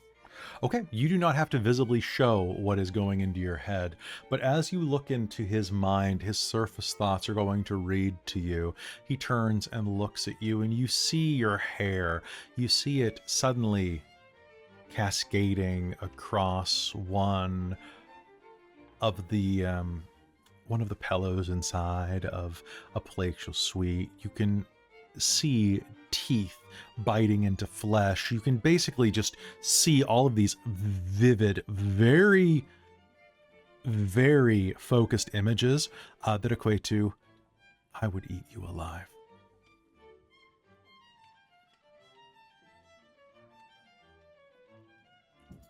Okay, but is the vibe of this also like threatening or just like What you are going to, it starts off merely sexual, and as it progresses, you can see that in his room he keeps a roll, a large satchel, almost like a barber's kit or a surgeon's kit, that is full of various tools and implements.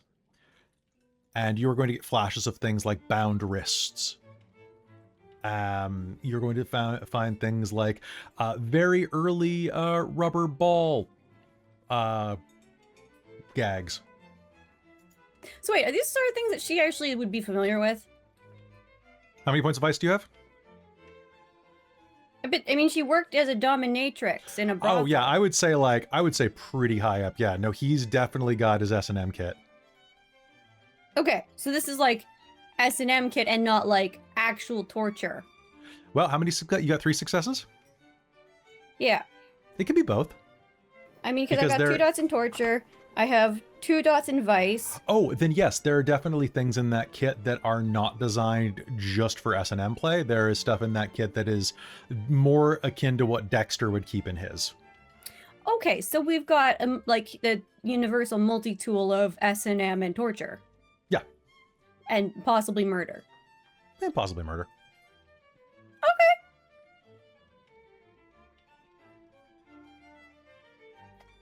But he takes the hint and will turn and smile, having all of these thoughts flash through his head. And he looks you dead in the eye, Chastity, and smiles lasciviously as the thought, "I'll be seeing you later," crosses his mind. Following some robust fantasy of a secluded hallway on the train, which there are very few secluded hallways. It's a very full train. But in the back of his mind, that is what is there. And as he is let out of the room, you are going to have that thought interrupted by the sound of a glass clinking. Darcie will shoot Sam a very grateful look. She's also That's very she hasn't seen Sam since she gave him the letter, so she's also like, oh boy, this will be interesting. But she's like, thank you. Okay. What were you saying, Amy? She's just kind of mumbling the, like, that's not great. That's I'd not rather great. not be in that one's company. Ever. Oh. I mean, in general, he gave off very disconcerting Yeah, I'm not- vibes. Yes, so were his thoughts. Oh. Once more, the sound of a knife hitting the side of a champagne flute fills the air, and in the center of the room, you see a man standing. Chastity, you will recognize this as Helena's husband. The man with all of the talents, Andre.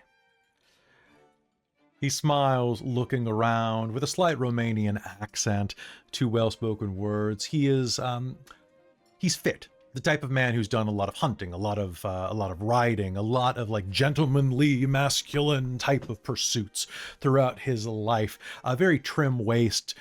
He's not a particularly large man, but he has like, he definitely has definition around his deltoids from where his shirt is.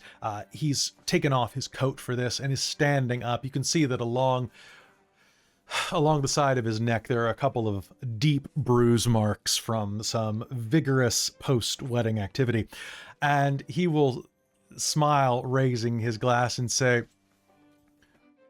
"Ladies, gentlemen who are assembled here, I want to thank you for being with my wife Elena and I on our honeymoon. We are touched to have each one of you here. And we would like to thank you for your patience and your composure as we begin our lives together. This is a very small world, is getting smaller by the day, and I am very happy to have gone this far with each of you, to have hunted with some of the men in this room. Some of us actually were able to shoot something, and to have such lovely women to spend time with my beautiful, beautiful bride. Please enjoy yourselves. I have personally seen to it that the best wine in all of Romania has been brought on here and is being served to you tonight. I ask that you please enjoy yourselves. Drink deeply, my friends. Your meals are on me and my bride. Your dessert, the same. Everything tonight is all courtesy of the love that we feel for you. Please enjoy yourselves. And I will take personal offense if any of this wine travels with me beyond Basra. So please, do not offend me. And with that, the the servants, the servers, I should say, begin pouring glasses of wine for everyone at the table. And you can see there are quite a number of glasses of wine all around you. People are absolutely enjoying this. It comes out shortly after the, shortly after that, the actual meal comes out, which is pigeon and croûte with black truffle. There is the main course that will be coming in a bit is a beef tenderloin with foie gras. I can never pronounce it right on the first try. Truffle slices and Madeira demi-glace, and pommes Anna, and so on, served with a chateau. You know what? I'm just going to let Robin pronounce every wine thing for the rest of time, just because it saves me embarrassment. So there you go. Served with that, although the Romanian wine is going to take priority. Chateau Lafite Rothschild. So it is exactly like it looks. Okay, great. So you are going to be served all manner of delicacies, while the bottomless wine flows in front of you. Deep reds and whites coming out of Romania. Well, not deep whites, but coming out of the pockets of a deep white. And as the wine splashes down, you're going to hear a scoot as someone else joins your table. Chaz's head probably whips around to look at it, whoever sits. The person sitting in your chair has long hair and smoked glasses. Cuthbert Beckett sits at the table with you. Good evening. You handle yourselves with quite a bit of grace there. Thank you, sir. He wasn't troubling you too badly, was he?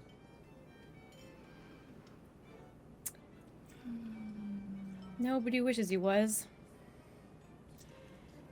And if by too bad, due to the mean that he just made me feel like I almost didn't want to eat any of this wonderful food, I guess, not too bad. The way he was looking and speaking at you, I can't imagine that you would. I spoke earlier with Dr. Haddad. She mentioned some interesting conversations that you had had and said that I should touch base with you. Well, I'm glad she listened to some of the advice.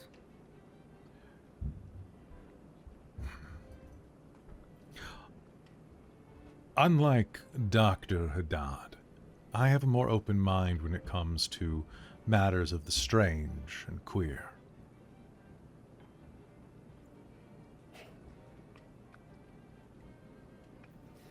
Something dangerous is wandering, I agree. regardless of what it may be.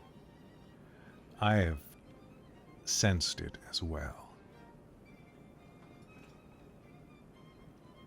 There's darkness looming around every corner in this train. And not all of it comes with spoiled princes.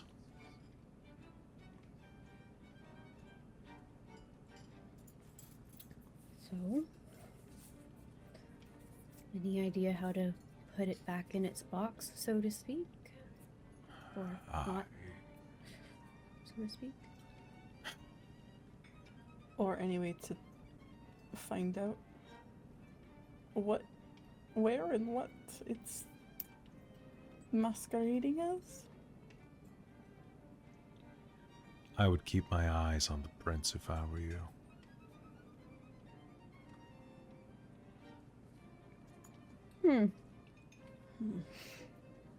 Someone like that seems like a chicken trying to pass itself off as a peacock or a wolf as a sheep. Yeah, so, because the conversation went in a very rapid direction while that, when Darcie was asking the questions and playing dumb, she wanted to try and, basically insight check the prince, while that was happening, just try and see if he was, oh, I should have freaking put up my, I have entropy. I should have had the tell lies up. You should have. I forgot that I have entropy. I forgot I have entropy. Ark. You but yeah, can retroactively. I wanted that was my intent of asking. You could questions and retroactively playing look dumb. back and make me a perception and empathy roll. Yeah, would love to. Absolutely. Does an uncanny instincts apply? I'm assuming Yeah. not, but just to ask. Oh, it does. Nice. Yeah. What is my difficulty? Difficulty on this? Because you're looking back in time, 7. Okay. Yeah, because I wanted to do it in the moment, but then they went very weird in the conversation. So Oh, yes. Darcie, I did not want. He's a to. weird dude. He's a weird dude. Yeah. That is. Oh, fuck my dice. That's a 1 there, so no successes. Fuck. No successes. Looking back, you were kind of hung up on the idea. Anybody here who also wants to make me a perception and empathy roll to try to get some vibes off that previous scene may do so at a difficulty of 7.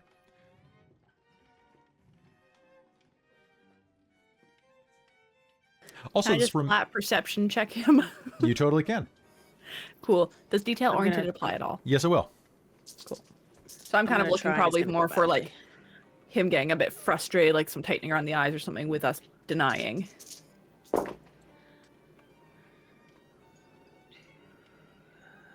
You said difficulty 7? Difficulty 7, yes. Okay. That's 1, 2.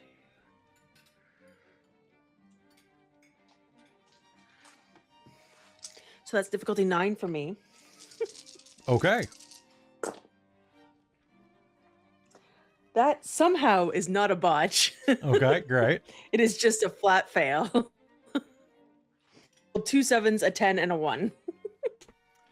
Perfect. 3 for me. 3 for you. Sounds good. During this, there is going to be this wine is going to be served from Romania. Robin? No idea. No idea, Lumar. So it's something Dialumar. black. I don't So know Romanian wine. I happened to Google it. So there are going to be 2 wines that are going to be served. One is a Kotnari out of Moldavia, the most famous Romanian wine in the 19th century. It's an off-dry white served at royal courts and diplomatic functions. It is made from, for Robin's benefit, is made from these grapes. The Grassa de Kotnari, the Fratasca Alba, and the Tamiosca Romanesca. And Also, like I know the most popular Romanian wine started world in the 19th century. Come all the way off my butt for that. Don't make me feel bad for not knowing that, you jerk. that's okay. That's okay. I'm just making fun of you. Okay, so very lovely. And then the red is basically anybody who's a wine snob in here. The red is very akin to an early Cabernet Sauvignon, but is like very strong. In fact, it one of its reputations for the red that's being served to you is that it's too strong for Parisians, but perfect for soldiers. So it's definitely like a macho wine for people who can't afford better wine. You know, like it's one of those. It's not bathtub wine, but it's definitely really high tannin. Really high tannin. Like this is going to be like, it's going to make your mouth very dry feeling. What? What are you shaking your head about? That's just yeah, that's bad wine. It's not bad. It's just not the best. Rustic but powerful. Deep colored tannic reds. So 1 success. So I got 1 success and I got 3 success. Did anybody get anything besides that? Jen and I both failed. Okay, Jenny, you both failed? Okay. And I didn't take the roll because I did the read surface thoughts, and I figured she was pretty distracted by that. Oh, fair. So then it's only the 3 successes then that we had to... Oh no, never mind. I don't think Jen. I thought Jen said she flat failed, but she Yeah, got Jen got 1 then. success. No, I flat failed. Oh, did you flat fail? Okay, sorry. But But I it got wasn't- a 10 and a 1. Oh, that's right, but it wasn't a botch. Okay. It wasn't So- a botch, yeah. So looking at that, thinking back, Evelyn, you are going to see a couple of things. For one, if this man is in fact a Muslim prince. He is the worst Muslim prince you have ever seen with the amount of alcohol that he just downed. He also had no problem eating things that were absolutely not halal off of the tray. Socializing with women outside of basically the correct means in this day and age. Particularly, he's either faking or he is so debaucherous that he does not care. I mean, he's a prince. Yeah. You He also probably got too much money, and that is exactly how they act. Yeah, I was Yes. gonna say he probably has a harem at home anyway. I mean, And- that sounds an awful lot like princes in England. She's pretty sure too. Yeah. fair. So Evelyn is picturing like, Basically like the Borgia, right? Like that wholly decadent. oh, that's way too long ago. How about fair. Prinny, who was 1830, like Sure. 1820, 1830. Prince, I've forgotten what he went. Prince Philip was alive back then, right? He was George IV. Ah, yes. He was the one where his dad had like probably bipolar, and he had to be regent for a while. Okay. So we had the regency period. And he was all about that decadent lifestyle and had an eye for the ladies Mm-hmm. quite heavily. So she's probably going to just think about that sort of thing of like, well, that's normal for princes. That's why you Right. don't trust them. Yep, that's kind of Darcie was probably on a very similar thought Okay. of like, yeah, that's just the royalty. Okay, so you definitely think that he was trying to take out some of that debauchery on you all tonight. Yes. But there was definitely an air of like a little bit of a darkness to some of his actions. Like it wasn't just lust that he was planning to sate. Well, and he didn't really seem like he would take no for an answer, considering he didn't let us put him off at all. Because we made it pretty clear we weren't interested. Fair. So yes, that is what you're going to gather from that. That he definitely your vibe check was accurate. Despite being one of the prettiest men you've ever seen, he was also probably one of the more frustrating that you've ever met.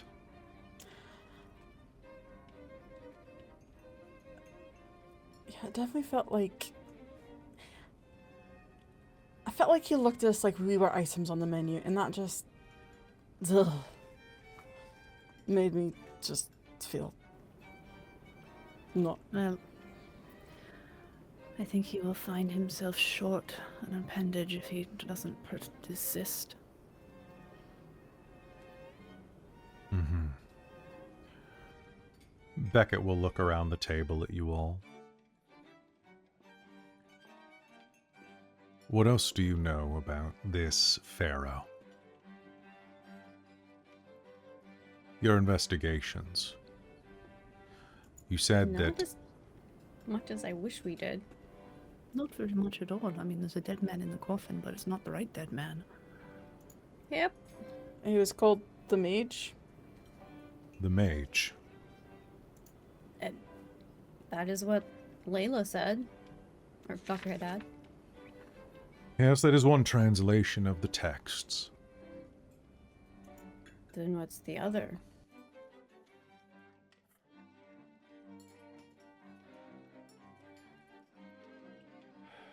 The charlatan.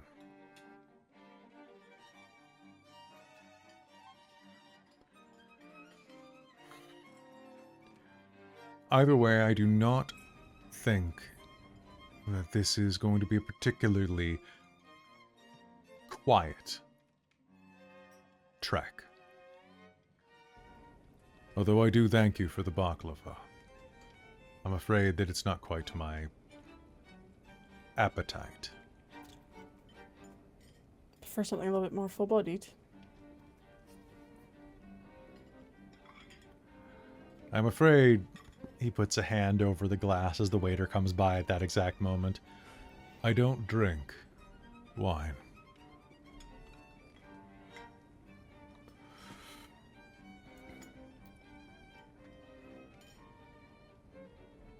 Let us dispense. You know more than you would let on, or you would seem.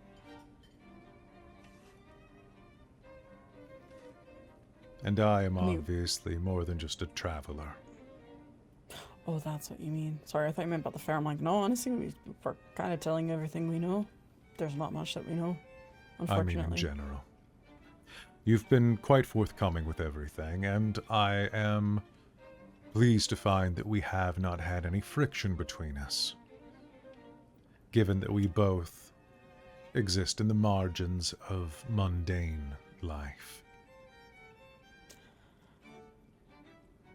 I see no reason to not have a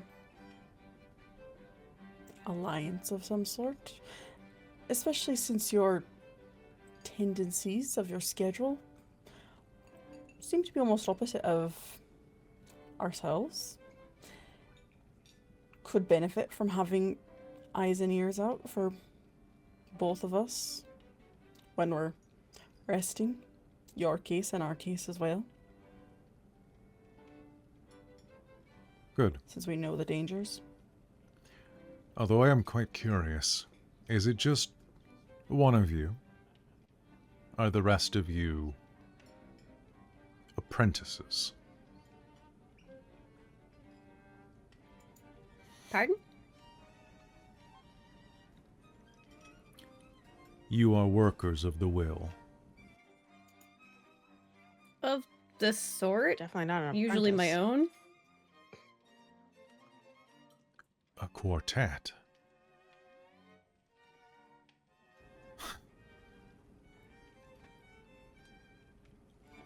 I feel quite fortunate that you did not single me out as a lone traveler then. I imagine that would have been most uncomfortable for me. Unlike our dear prince, I have no illusions that I would be able to handle all four of you in any sense.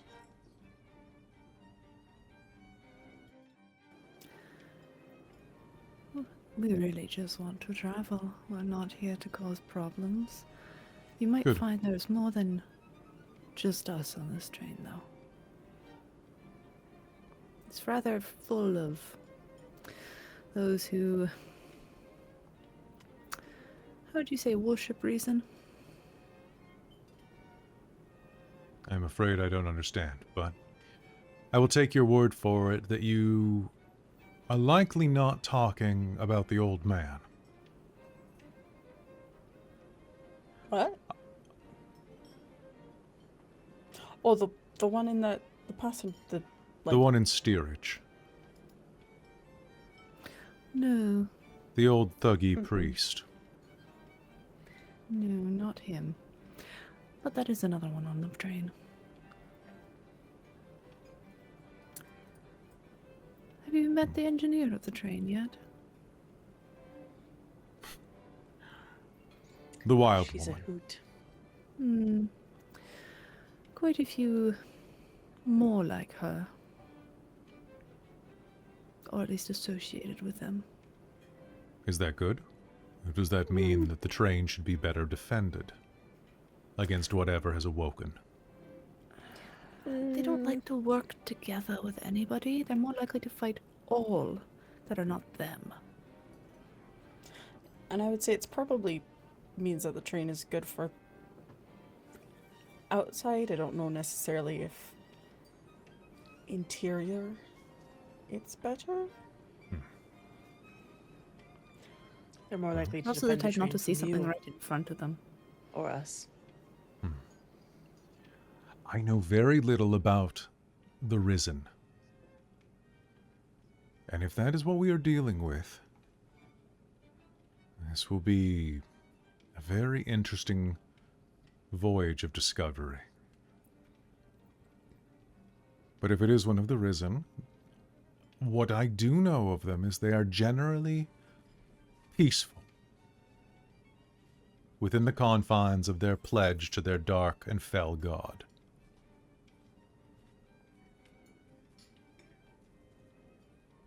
They are agents of Anubis or Cyrus, or perhaps darker ones still, the Heart Eater.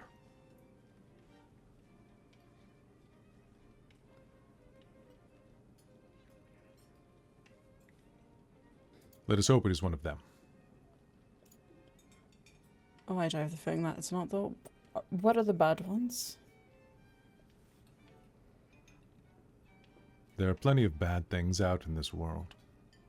What does it mean for us? What does it mean for any of us? I'm uncertain. But perhaps keep our wits about us, and we will make it to Bombay in one piece. I intend to. I have an old friend that I must reacquaint myself with once we reach... Well, thank you for your candid discussion. You know where to find me if anything arises.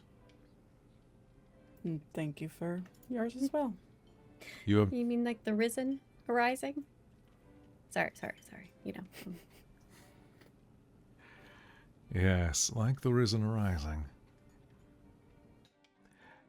Excellent work there, Miss Goodwin. Leavening, a little bit of levity to the situation. It's probably the nerves. Well, please, drink my portion of wine. I'm departing to my room. And with that, he will rise, bow, and depart.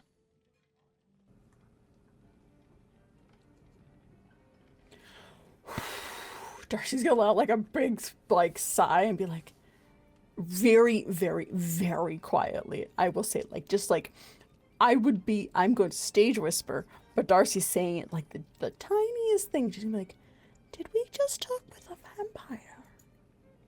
Oh, yes. Yes, we did. Yep. And I made a joke about full-bloodied. Mm-hmm. Oh my god. Well, you know, is that Prince the one, our neighbor? In our cart? I have a very bad feeling about that. Because if he is, I know which side I would prefer to be on. I would choose the vampire. Oh, yes.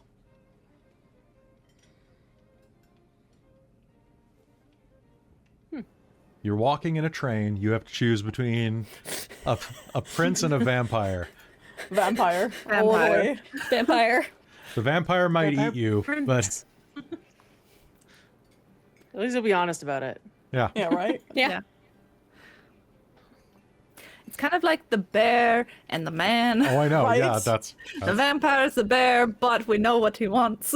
this Yeah, vampire can exactly. definitely be the Man bear. He's got wants- protean. There we go. Yep.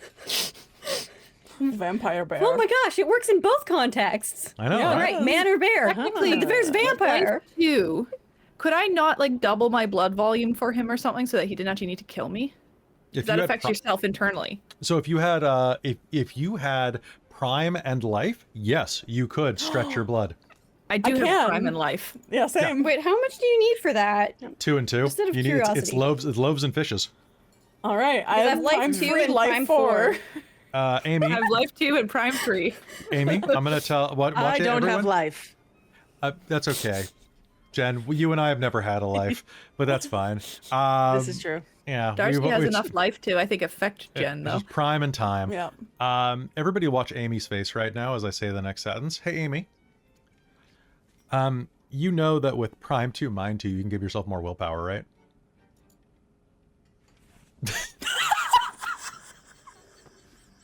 No, I didn't. Yeah. Wait. I need to look for Clarissa. That's something I need to know, too. There's a road Yeah, in how the do I do celestial. this? There's a road in the Celestial Chorus book called Hope's Birth. That'll tell Okay, you that how to would do be it. why, because I was not looking at that book. But just remember that with a Spirit 2 and Prime 2, you can generally do the Jesus and the loaves and fishes thing and just pull more out of. So With long as you have 1 whatever, point of yeah. willpower, you can basically be like, I pull a willpower out of my willpower. So Yeah, prime and sorry, life. my brain just went like, Prime and mine? even though I know it's accurate in a different sense, for whatever reason, my brain just went, oh, so like forces and prime, and I can just do fire like loaves and fishes, just like. Yep. That's not going to come up Which later. obviously at all. I knew already. That's not going to come up later. This game, I'm sure. Burn the mummy. Burn the mummy. All right. I was tempted to burn the prince, but I didn't actually catch anything that was going sideways. Fair. I was tempted to give him the curse of matcha because that's always great to give to a man. That's great. I love it in a latte. So, with this, you have the rest of your meal. And if you still have any type of appetite, I will let you know that this does come with a lovely dessert etiquette. Or dessert, a lovely dessert etiquette. Yeah. We get a can point tell- of etiquette for eating dessert. Nom nom. Yeah, you do. Ooh, excellent. It comes with a roast course of pheasant, followed by a cheese course of Stilton, brie, and port salut, served with a bunch of veggies and nuts and things like that. But dessert is going to be a crepe Suzette, which will be flambéed tableside with curacao. Curacao. I always say curacao. Yeah, I don't know. That's what I get. But after that, there will be, for anybody who wants, there'll be fine tobacco provided, as well as, if you are still drinking, plenty of this wine. So once the guy started talking, Darcie's not having any wine this evening because she's like, yeah, no, I'm not going to be in any sort of drunken stupor with this creepazoid. So Darcie did not drink at all. She had probably tea and coffee and stuff like that, but she would not have drank after the champagne course, basically. All right. So, is anybody looking to talk to anyone else? The central cast of characters, the rogues gallery, is it mostly in attendance here as you ramble down the tracks? I think Evelyn is fairly good, having had to deal with that already. Though, you know what? I should probably visit the table with Clara. And what's her face, Ava? Mm-hmm. And give the warning that he seems like the type of gentleman who won't take no and doesn't offer marriage. Clara will nod kind of humbly and demurely, but Ava gets this look in her eyes like she's ready to just tackle a bitch. That's really why Evelyn came over, was Ava. Yeah, get Ava, Ava will to- shank the dude. On watchdog mode, Yeah. she's like, Yeah, das is good, yeah. Fear He very not, much I will... seemed like marriage was not on his mind. Lady von Ruxtenstein shall be delivered in one piece, with her maidenhood intact. Agreed.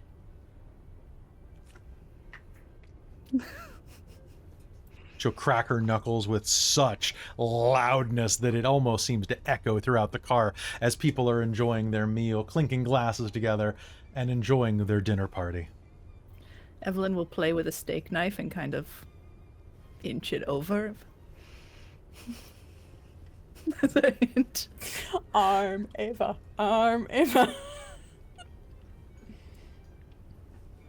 Yeah. That's a good Enjoy idea. the rest of your dinner. I should return to my table. All right. So the crepe Suzette is being served up. The post Made dinner. friends with Ava. You've made friends with Ava. You have acquired Ava as a guard dog. A wolf. All right. Anyone else doing anything else? Is anybody headed back to the room at all at the end of this? Or all of you going together or separately? At least Not in alone. pairs. At least in pairs, yeah. Just in pairs? Then who's As the much first? as Darcie wants to go find Sam, she's like, no, this is not. She's not leaving anyone alone. Though Evelyn's going to ask the crew if they have any mace. Because it would go very well on this cheese, and she'd love a little bit. Of course She they can then will. go back to her room and duplicate, times Wait, is mace 100. actually made of mace? It is. So the call netting of nutmeg is called mace, and it is very spicy and peppery. So she figured they would probably have that spice. Yeah, they would. And she might ask for a little bit of pepper too, because she'd love to try that on the cheese as well, and like a little They will. cayenne They will happily. They don't have cayenne, but they'll happily supply everything else. or something similar, some chili or something. But they'll have a chili of some kind for sure. Yeah. Okay, And she's they'll just going to ramp absolutely. it up to 100 and combine it. When she gets back to her room. Mace. She's going to ask mace. Chastity to make sure she makes off with a bottle of alcohol too. Okay. Obviously. At least Yes, 2. but this one I need, so not for you. Oh, then 3. So the party inside of this room is devolving into a lot of happy hanging on and chatting and boisterous behavior. People and are having. Evelyn's going to essentially make little perfume bottles of mace for each of us. Do not wear this. In their eyes only. And she's gonna tweak the squirter too to make it like really like distance. All right, so you will be showing them that. What's everybody else doing as Evelyn has? So are you doing this at the table, or is this something you're going to go back to your room? Oh and no, do this in a is bit? when we get back to the room. Oh, okay. Yeah, so All we're, right. we're Which gonna needs all material. head out. Yeah. And she's also I gonna like sort of- magic the- up the ingredients to be like quadrupled. Okay. Though I will say, with my my failure to read intention and just my general naivety, Josephine might just try to leave, not realize she should go back in pairs. I know I should go back in pairs. Sure, that sounds. Just- One of might us will not. chase after you, I'm sure. Sure, that sounds Yeah. good. Yeah, Well, Josephine will that's- get a minute out of your reach, we'll say, because I have a drama bomb to spend, Okay. and I'm going to spend that. So you're going to look and be like, "Where's Joe?" And then the door is going to shut. Joe, you are going to step out into the hallway. And as you do, the night lights have turned on. It's quite, it's dim in the corridors. And as you step out into the hallway, can you do me a favor? Sure. What's your dex and athletics? And can you roll it? Yeah, I can roll that. Okay.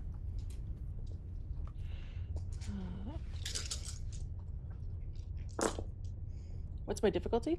Difficulty of 7 because of the dim light. 3. 3 successes. Okay. There is a lurching from the shadow next to you. Strong hands decked in gold reach out and grip into the side of your shoulder. You recognize the prince's bracelet as he surges out of the darkness toward you, grabbing at you. You're able to dodge out of the way, to pull back as his fingers streak the side of your hair. What is your intention? Are you just dodging out of the way, stepping back toward the door? I think I'm dodging out of the way. I'm confused more than anything. He stumbles at you, trying to grab you again, and that is when he steps into the light.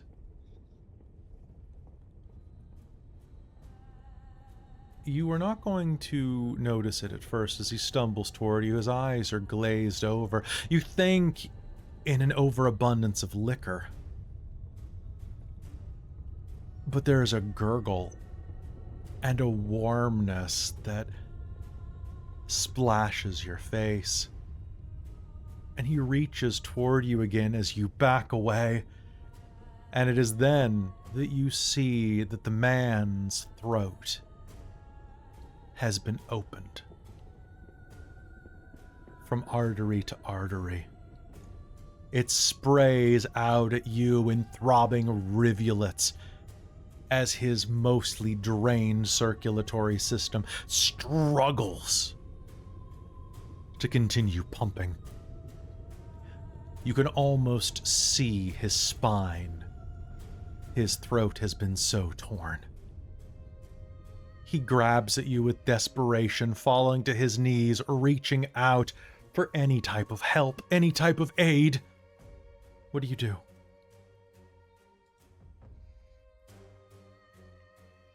Oh.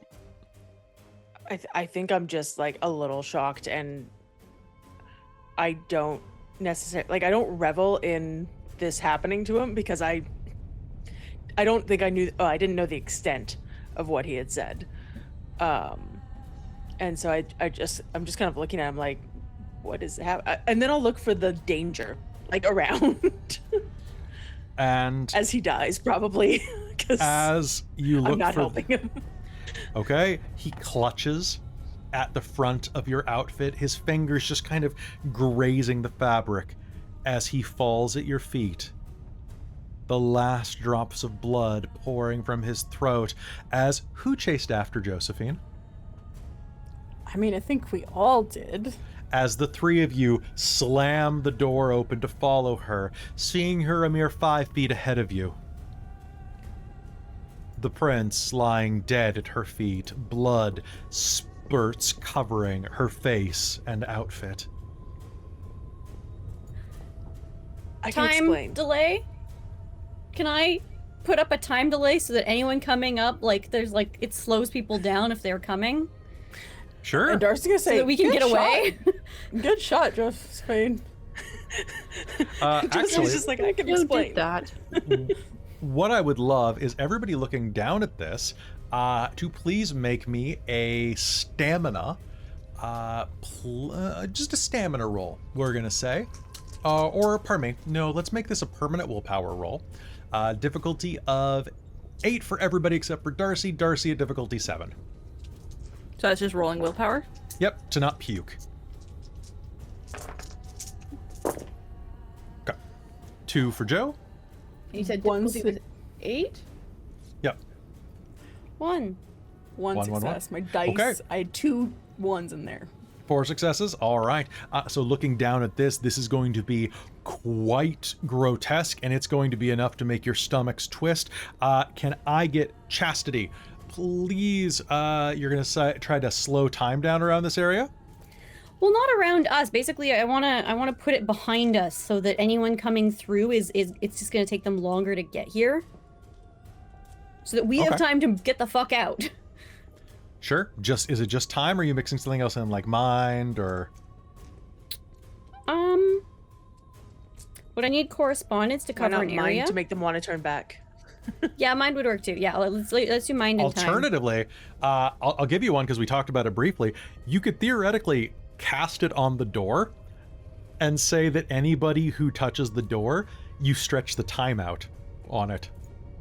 Like, you Yeah, know like how I I want to said... put it. We came through time, like a time ward. Like Well, what I mean when is, they like go I through. was explaining loaves and fishes. Theoretically, you could do that with time, Yeah. with time 4. So that you make more time in that location.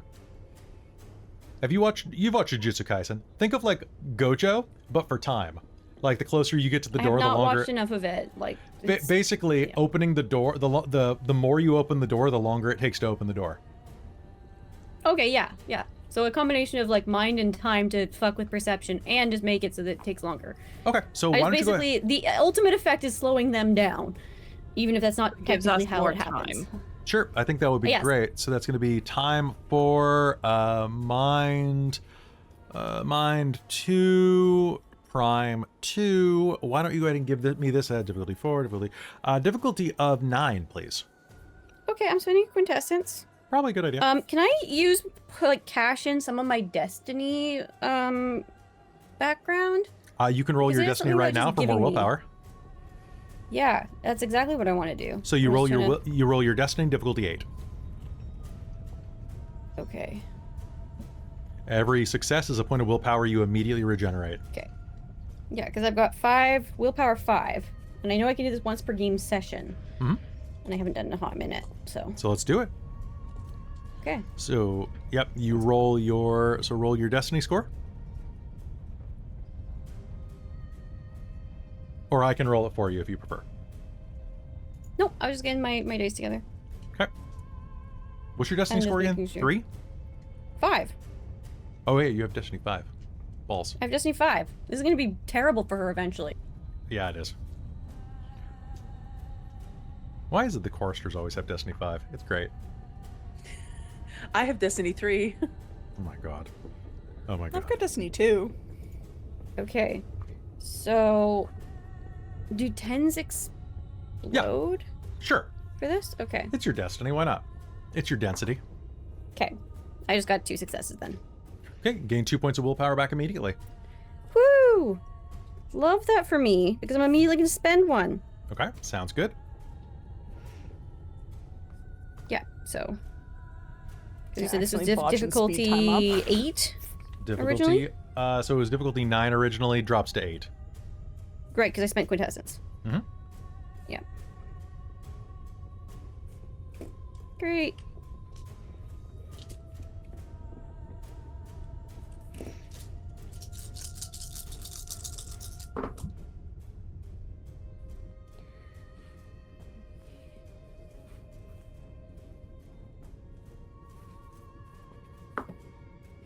Do 1s counteract 10s?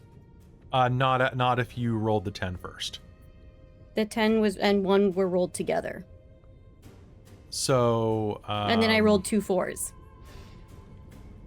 So, if you rolled a 10 first and it re-rolled into a 1, you ignore the 1. No. What happened was I rolled 2 4s, a 10, and a 1. I re-rolled, and so I figured that would automatically counteract 1 success. So you have 1 But success I still from the re-rolled willpower. the 10, but it didn't Yeah, get me still- anything better. Okay, so yeah, So- then you're at 1 success from the willpower. Yes, I had 1 success on this then.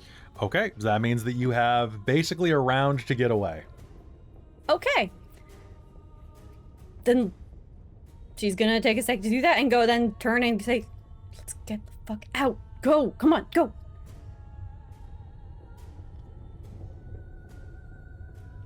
Do you all rush back to your room? Yes, Chas is getting the fuck out. Yep.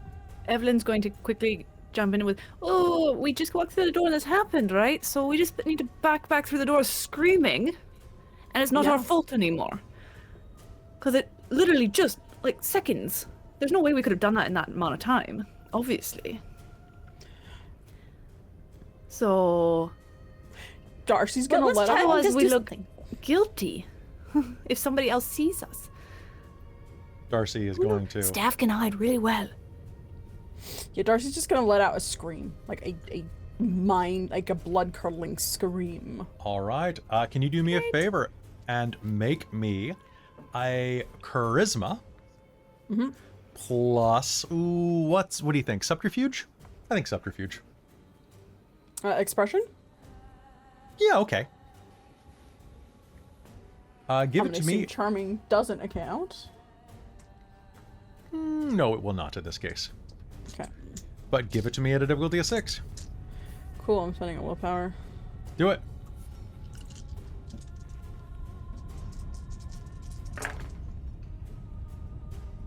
Oh, which I'm glad I did. That's gonna be 2 successes. 2 successes. You let out a blood-curdling scream right as the door behind you opens.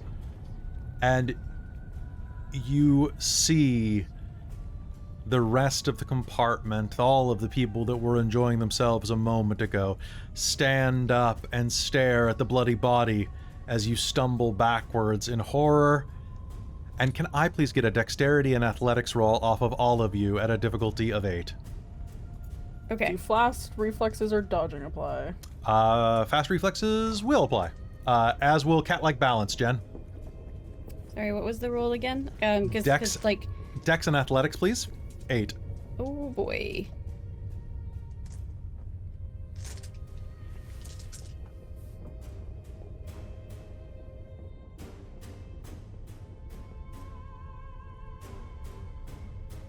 One. 1? Okay. And I'm guessing hand-eye So- coordination does not apply. Okay. that's So, fine. Jen? So only because cat-like balance applied, I have 5. Holy shit. You are absolutely fine. 3 successes, and Evelyn got how many? 5. Okay. There is going to be a sudden lurch as you scream and tumble backwards. Chastity is running down the hallway toward your room. The rest of you are looking at this horrible scene. Some of the men from the other room drunkenly are surging forward. You can see the face of Everyone's Henry. gonna scream for a doctor. And then the train lurches.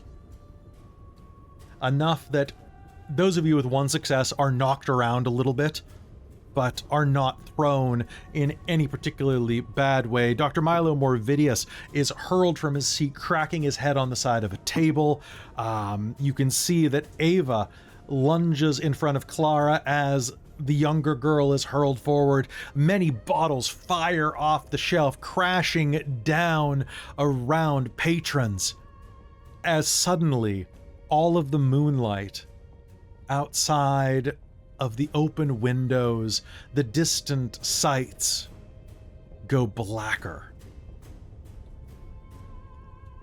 And can I get a perception and alertness roll from everyone?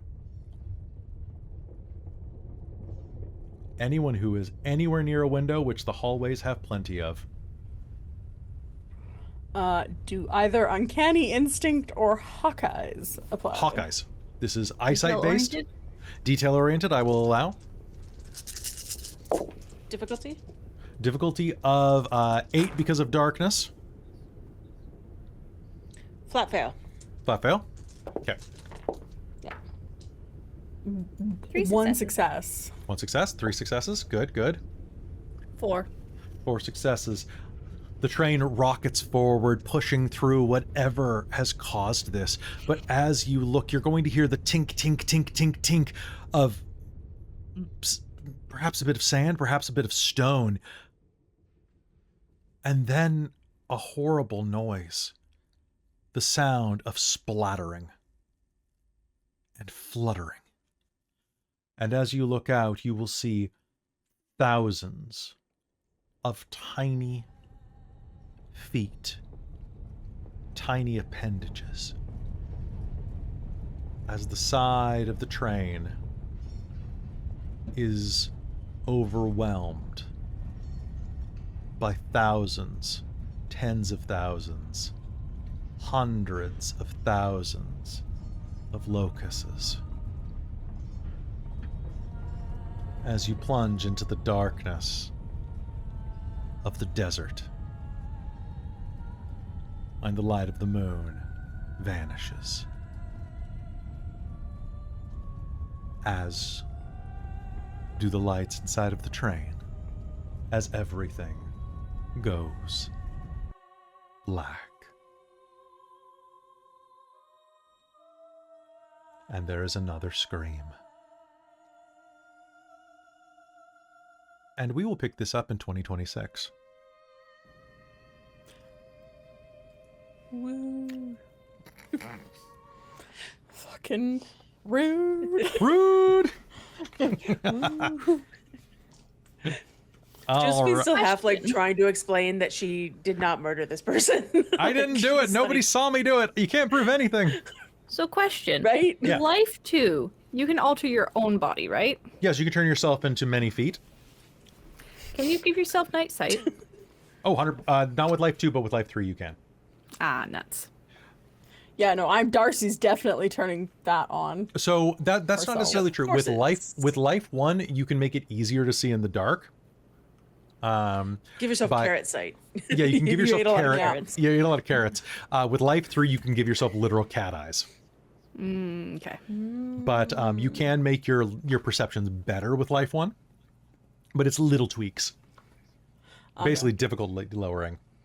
Yeah, Darcy's I'll give definitely. I have enough Myself eye forces that drops. I can give you. I have enough forces I can give you night sight though. Ooh. Excellent. Darcy's gonna give And- herself cat eyes, like Bran. Yep. Fair. With Matter 1, you can Meow. sense the immediate materials around you. Well, not exactly like Bran, right? Exactly like Brand. Well, yeah. No, you know what? have to Exactly, pluck out not one. exactly You like have to pluck Bran. out No, one. thank you. Nope, never mind. Never mind. All right. Folks, I love you very much. We had a lot of tech difficulties tonight. I have so many edits to do, so I'm going to give you a grand total of 3 XP, which is going to double because the chat bought you 3 XP. So there you go. You got 6 experience points to end 2025. Wiki, wiki, wiki. Woohoo! I have So- so many to spend. You have I've so many to realized. spend. Yeah. Yep. I should buy some things. So there you So go. would it be horribly inappropriate to buy Entropy 1 at this point? No, that's probably a good idea. It just Yeah, seems definitely. like the vibes are right for the moment. I keep forgetting that I I, have it. bought Entropy 1 for freaking no lies. I think we should have all- done that. If you buy entropy, we'll all have entropy. Yeah. Yep. Team Entropy. Team Entropy. Yay. Team All Entropy things and end in Start arson. using my entropy 4 a bit more frequently. I'm 2 XP away from buying Life 5 if I get past my seeking. Oh, good. Good, good, good. Hey, folks, if you like Mage and you want this game to continue onward into 2026, join the Patreon. It's not a requirement, but man, sure does help. You can join the likes of our divine producers. My mom, hi mom. You're the reason that we're not going to run game again this year because you're going to come visit. So I'm sorry, I got bought off by a divine producer who's probably going to buy me dinner. Shotgun Day Vermilion as well is going to have something very fun happening on Tuesday this week when you come back for the Shards of Nern. And Soul Omen always has fun here because I've been seeing her in the chat all night. Big thank you to our wizards of the Patreon, the Ink Goblin, Krasha Urquhart, and Big Nut. Our monster maker is Laruk, and our high council is Terran, Amberthus, Raven with Baubles, Chef Eladeth, Sorcerer Sanguin, Brian Kaler, Nerdy Metal Gent, Nihilist, Cookie Mon Steve, Iron Warrior X, and Lord of Zoinks. And we could not afford such amazing art without our patrons of the arts, which of course are Eastside Rider and Nacro, the Straw Hat Devil. Y'all are absolutely phenomenal viewers, and y'all are absolutely phenomenal players. I hope that you had a good time tonight, and that, you know, you had some fun with this. And yes, Robin, I see that you bought your Seeking in 2024, but you wanted a long burn romance, so, you know, I can only give you a it's Seeking. fine. It's totally fine. I was just looking. I was curious because I have in bright bold letters. I have in all caps 32 Seeking. Okay. And I looked at the date. I'm like, oh lol, that was July 2024. It's been a while, but like, no, it's totally fine. I was It just, has. Well- it's funny. It's just funny. I find it funny, not like I don't care. Like the Seeking will happen when it happens. This chapter was supposed, or pardon, this book was supposed to be like 15 episodes long, and we're on episode 16 right now. So like, life happened. Everybody had a reason for missing game at least Life once. 4 happened. Life 4 happened. Entropy happened is what happened. But we are progressing steadily and surely. So thank you everybody who's tuned in and has kept up with us. It has been a wild year. Just to give you a sense of what is happening in the future with Mage. So we have, if you're not already watching, we have 2 other Mage games that are available on our Patreon. We have Mage the Ascension Technocracy Dominion, which is what if Succession was a technocracy game. Then we have Mage Bedlam, which is what if H.P. Lovecraft without H.P. Lovecraft. So I absolutely adore those games. They're absolutely fantastic. But we also have another Mage the Ascension game that is going to be dropping in the near future, which is Mage 1999, or Mage 99, which is a game set in 1999 about a bunch of mages. Surprise, surprise. But Wonder how that might go. I know, right? I'm sure it's fine. It's going to be fine. But what you need to know about that is that when we wrap this game, we are going to go on a hiatus so that I can develop book 4, which already it's had its name for like 6 months. It's already in progress. But I want to take some time off to work on that, and also just to give the cast a little bit of a breather, because this book lasted about 7 months longer than it was supposed to. So I want to take a little bit of time to stretch that out and to have fun. But you'll be able to watch Mage 99 over on either here or on the Patreon. I don't know which one we're doing yet, but it will eventually make it to everybody, and it'll be a lot of fun. And then who knows? There might even be more Mage projects that are coming out, because we freaking love Mage the Ascension. I don't know why. It's not a good game or anything, right? It's not my favorite. But thank you for tuning in. Thank you for supporting Bookwyrm Games. And any last words from everybody before we leave? This is fine. This is fine. Everything's Yeah. fine. I have to say, I was really looking forward to lighting that guy on fire. So a little. Yeah, I was disappointed. planning how to do it, and Yeah. then realized he was bleeding on me, and I was like, oh, Yeah, sorry. okay. Sorry. Make his it's blood fine. flammable? I don't You'll know. have to light the guy on fire that did that to him. Yay. Or Yeah, they thank took him. away your burning. Or thank him. But like no, also. he ripped our chance to like Right. deal with a disgustingly Yeah. patriarchal man who thought we were his for the taking, Yeah. and we need to destroy that too. Yeah. It's the principle of the matter, really. Really. It's true. Really.